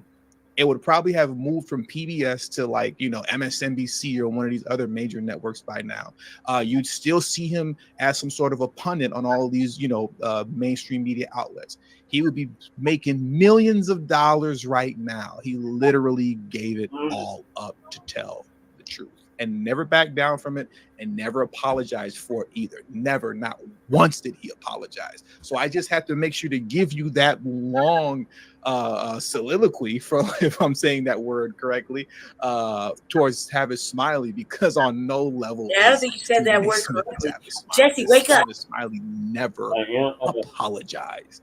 He never apologized, but Stephen A. Smith did, particularly coming off of this right here. This, what he said here on Sean Hannity, was the straw that broke the camel's back. That then led to an onslaught of Black DNC pundits and supporters coming down on I was gonna say Tavis Smiley, on Stephen A. Smith, in a worse way, right? In a worse way, in a way in which he has now since apologized. Let's get into what Stephen A. Smith had to say on Sean Hannity. Like I said, this is what really got him in a lot of trouble, in a lot of hot water. And hit the like button as well, please, if you haven't already. Thank you. And also, sorry, you know, hold on. A shout out to Saul for always coming through. I appreciate you, Saul, for being the first person to contribute to today's stream and for always coming through almost every stream. He said, just here to show support. Thank you, Saul. I appreciate you, bro, for all that you do for this channel. Now, let's get into the blasphemy, according to the NAACP, that Stephen A. Smith engaged in when he was on Sean Hannity, a man who he just praised on the PBD podcast. He just praised him over here. Let's get into this blasphemy. Something. It's rewind it back. He came in hot. I gotta tell you something. All right. But I gotta tell you something. As much as people may have been abhorred by Donald Trump's statement weeks ago, talking about how Black folks, he's hearing that Black folks find him relatable because what he's going through is similar to what Black Americans have gone through. He wasn't lying. He was telling the truth. When you see the law enforcement, the court system, and everything else being exercised against him, it is something that Black folks throughout this nation can relate to with some of our historic, iconic figures. We've seen that happen throughout society. So no matter what race, what ethnicity you may emanate from, we relate to you when you're suffering like that, because we know we have. And that's what he said Donald Trump is suffering. He said, Black folks, we relate to you when you suffering like that. Let's run that back one more time. That's that good gospel. Stephen A. Smith was spitting that good gospel. We relate to you when we see you suffering like that. And Donald Trump is suffering. He's suffering, man. He's suffering. And Stephen A. Smith highlighted that. He's highlighted the fact that this guy is suffering. And this is something that Black folks can relate to, according to Stephen A. Smith. And yeah, he got in a lot of trouble after this. He got in a lot of trouble after this. Something that Black folks throughout this nation can relate to with some of our historic, iconic figures. We've seen that happen throughout society. So no matter what race, what ethnicity you may emanate from, we relate to you when you're suffering like that because we know we have. And that's what he articulated.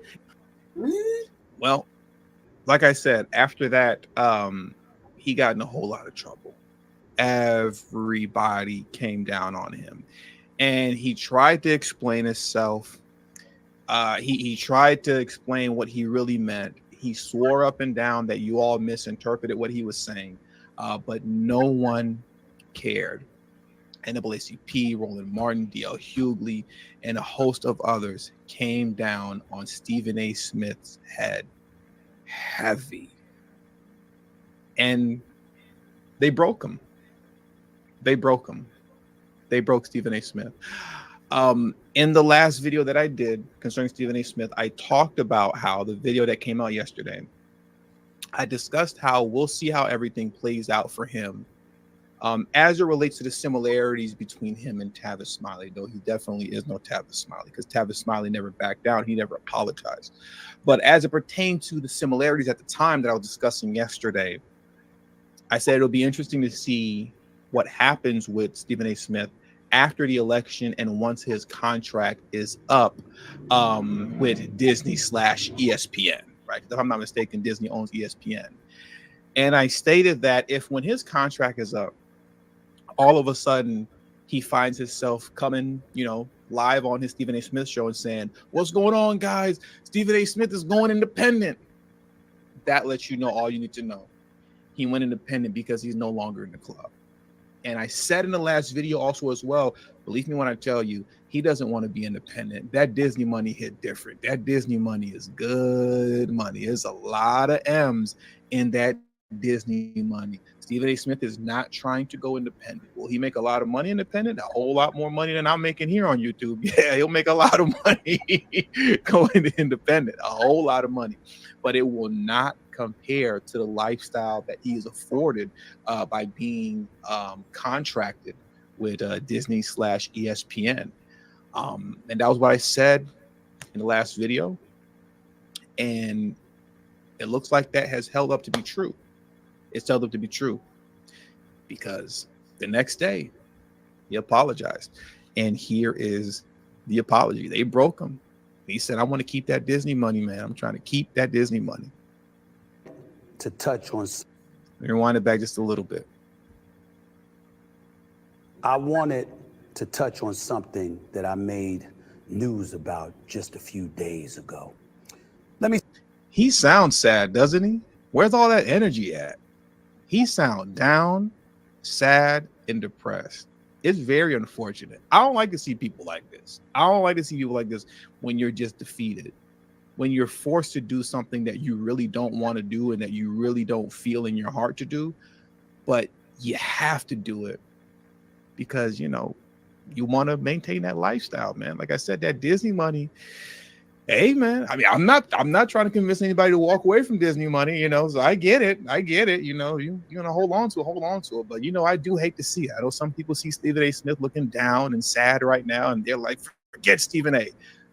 For me, I'm not gonna lie, it kind of hurts me a little bit seeing a brother defeated like that. Man, he could hear it all in his voice, just defeated as he want to be. I wanted to touch on something that I made news about just a few days ago. Let me say this, ladies and gentlemen. Accountability is where everything needs to begin in this world. It's something I say quite often. I certainly never hesitate to hold folks accountable when mistakes or mishaps occur. So I'm certainly not about to run from it myself. J-Rock, shout out to FYBJ Main. It hit different. Shout out to FYBJ Main. I apologize, guys. I apologize. Some of you might not Yeah. know what I'm talking about right now. I'm sorry for interrupting. I truly do. I just had to get that out. Often. I certainly never hesitate to hold folks accountable when mistakes or mishaps occur. So I'm certainly not about to run from it myself. I'm fully aware that I've been in the news over the last few days, paraded all over social media as well, after comments I made during my appearance on Fox News' Hannity last week with the one and only Sean Hannity himself. And I'm fully aware of the outcry that has ensued because of it. A lot of folks in Black America rhetorical. I was just asking you just seem to pretty pissed give at me your right answer. now, from friends and loved ones to colleagues, contemporaries, and dare I say even the NAACP itself.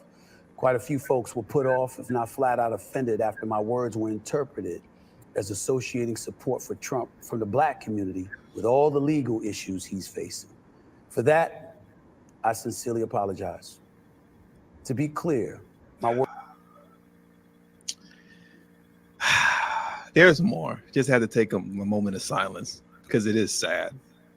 I really, and maybe some of you guys think I'm being facetious. I really don't like to see. I really don't like to see folks defeated like that. Just defeated. He doesn't mean that apology. He doesn't mean it. He doesn't mean it at all. But when you've built yourself up to the level that he has,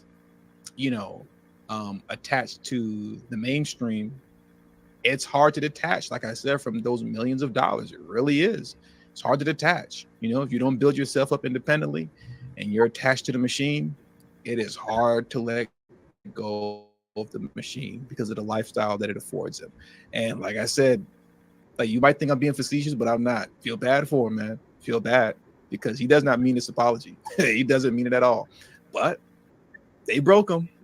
And if he doesn't want to end up on the bottom with me over here on YouTube being all independent and stuff like that, you better get out there and apologize, boy. Better get out there and apologize, and he's doing it. Words were misconstrued. You wind that back just a little bit. After my words were interpreted as associating support for Trump from the Black community with all the legal issues he's facing. For that, I sincerely apologize. To be clear, my words were misconstrued. I'm stating right here for the record that my words were taken out of context, misrepresenting and depicting me in a way I found every bit as insulting and disrespectful as folks in Black America evidently felt about what they thought I said. No, don't try to pick your voice up now. It's too late. It's too late to pick your voice up now and want to have a little bass in your voice and want to say that you all misinterpreted what I said. You already apologized. You already apologized. Nobody apologizes if the reality is you all misinterpreted me. I didn't say anything wrong. You all got it twisted. I didn't say anything wrong. You guys just can't accept the truth. I didn't say anything wrong. You all misinterpreted me. If that's truly the case, then why are you apologizing? Well, once again, we all know why he's apologizing. We all know why. But I'll own it anyway. Rewind that back just a little bit again. Now I'll let it play a little bit more without interrupting. At least I'll try not to interrupt. I'm stating right here for the record that my words were taken out of context, misrepresenting and depicting me in a way I found every bit as insulting and disrespectful as folks in Black America evidently felt about what they thought I said. But I'll own it anyway. Because please know that I know the buck stops with me. I'm in the communication business. I've been here for 30 years. So regardless of whatever interpretation that accompanies any words coming out of my mouth, the responsibility ultimately lies with me first and foremost before anybody else. I've always felt that way. I still do. I always will. Period. Why did I say all of that? Because you want to keep your Disney check. That's why you said all of that. I understand, brother. I get it. I think we all get it. You want to keep that Disney check. And listen, men have come before you that didn't apologize and lost it all. But we're able to build back. Like Tavis Smiley, he's doing fine. Tavis Smiley isn't out here broken, busted. He's doing just fine out here. He owns his own radio station and everything, where he's running the show 100% completely. Tavis bounced back fine, but Everybody isn't built like that. Everybody isn't built like Tavis Smiley. Clearly, Stephen A. Smith is not. So, yeah, we all know why you apologize, brother. We all know why you're doing this. Because I want to show you I didn't just open my mouth. I read, I listened, and I've seen a momentum shift, as we all have.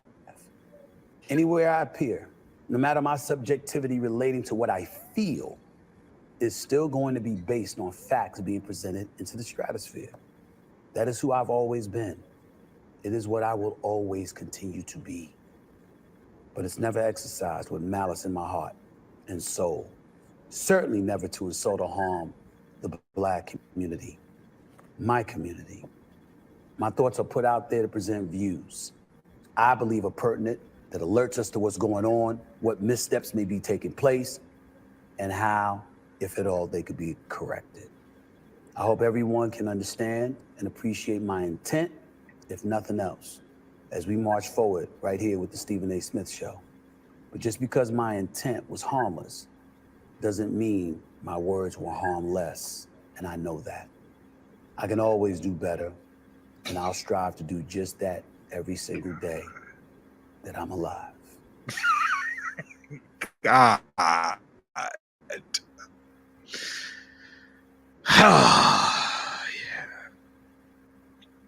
He said, I hate the way he's talking. I think we hate it for the same reasons, because it's just so just depressing. This man is so defeated. Like I said, he doesn't mean anything that he's saying. He doesn't mean anything that he's saying. But he has to bend the knee, man. He had to bend the knee for that Disney check. He had to do it. You know, I'm sure everybody tapped him all on the shoulder, because all the people that critiqued him and criticized him and came at him, he has relationships with. Many of them have been on his show, like Roland Martin. They've been on his show, I think, on multiple occasions. So I'm sure they all came to Stephen A. All of the Black DNC elite, you can say, they all came to him, tapped him on the shoulder, and said, "Hey, man, look, we can't protect you." It's Cutthroat Nash. I hate Cutthroat Nash. I'm not going to read that, but I'll put it on the screen. But, I'm sure they all tapped him on the shoulder and said, "Hey, man, look, if you keep going down this path, we can't protect you. We can't protect you. And not only can we not protect you, we're going to be forced to come at you. We can't allow you to continue doing this. So we're going to have to come at you, and we're going to have to disassociate ourselves with you once again, like we saw happen with Tavis Smiley." But I have to keep reiterating, this man is no Tavis Smiley. He is not that, because Tavis Smiley never folded. He never apologized. He got knocked back. He got knocked down. They took everything from him, but he bounced back in the end. That's not who this guy is here. Tavis seemingly lost all his relationships, with the Al Sharptons of the world, with the exception of Cornel West. Cornel West was the only person that he was able to maintain a relationship with, because I believe, if I remember correctly, not I believe, because I was an adult at that time, but from what I remember back then, Cornel West was really the only other person standing there next to him. But some way, somehow, Cornel West was able to survive. But he wasn't really, though I remember, if I remember correctly, Cornel West he stood by Tavis throughout that time period. And he critiqued Obama as well, but he didn't go as hard as Tavis did. He didn't go as hard as Tavis did. But not to get too lost, in what I was originally trying to say. Going back to Tavis losing everything, as well as all his political connects, you can say, with the exception of Cornel West, I'm pretty sure they all informed of him the same thing. If you carry on this path and you want to keep critiquing the Democrats in the middle of an election year, when Biden is struggling with the Black vote, and it doesn't take much for him to lose against Trump, if you keep doing this, we're going to have to come at you, and we can't save you, we can't help you, and we can't associate ourselves with you anymore. So at that point, Stephen A. Smith had a choice to make. He had a choice to make. Do I want to keep my Disney money and my political connects and all of these high-profile relationships, right, with the Black DNC elite and other higher-ups as well that aren't Black? Do I want to keep those relationships and my Disney money, or do I want to have it all stripped for me and have to start over again from the bottom? I mean, he would be starting all over again from the bottom with a lot of money in his bank account. You know, it's not like he'd be broke and busted and hurting. But yeah, that Disney money, like I said earlier, is something else. And he chose the Disney money and his political connects and those relationships with the Black elite. That's what he chose. And that's why he's apologizing now. And that's all I have for you for today. So I want to thank you all for joining me tonight. Please hit the like button on your way out. I have to give my thank yous to those of you who supported today's stream, because without you all, I don't exist. Shout out to Saul once again for coming through as you always do. I appreciate you, Saul. Janessa Coleman, I appreciate you, Janessa. Thank you. She said hello, TD Media Group and the chat. Shout out to Kirk Alton who said Stephen A dropped that apology quicker than J. Cole. Ooh, that hurt, because J. Cole was always my favorite rapper. Don't bring that up. That still hurts. That J. Cole. The J. Cole apology still hurts. He did release that faster than the J. Cole apology, though. Cutthroat Nash says, nobody cares about the NAACP. I sure don't. I sure don't care, Cutthroat. And Bob said, he don't want to lose that ESPN and General Hospital money. I forgot about General Hospital. I don't think he's a regular on General Hospital, is he? General Hospital, if I'm not mistaken, that's a soap opera, right? That he used to talk about a lot and stuff like that. And I think they let him be on like 2 episodes. That would be funny if after this apology, they brought him on as a regular on General Hospital. That would be actually hilarious. I wouldn't be surprised. I mean, he's doing what he has to do to stay, within the good graces of the Jesse. Okay, see? All right. But I tell y'all, all right, thank you for watching Frontline Black News. Join us tomorrow for part 2. For the topics we didn't get to, which I don't really know because he has them all up there in the other room in front of him. So stay black, stay dangerous. See you tomorrow. Thank you for watching. Have a good night or good morning, whatever it is. Grand Rising. And yeah, we'll see each other again here in a few hours. Thank you for hanging out. Peace.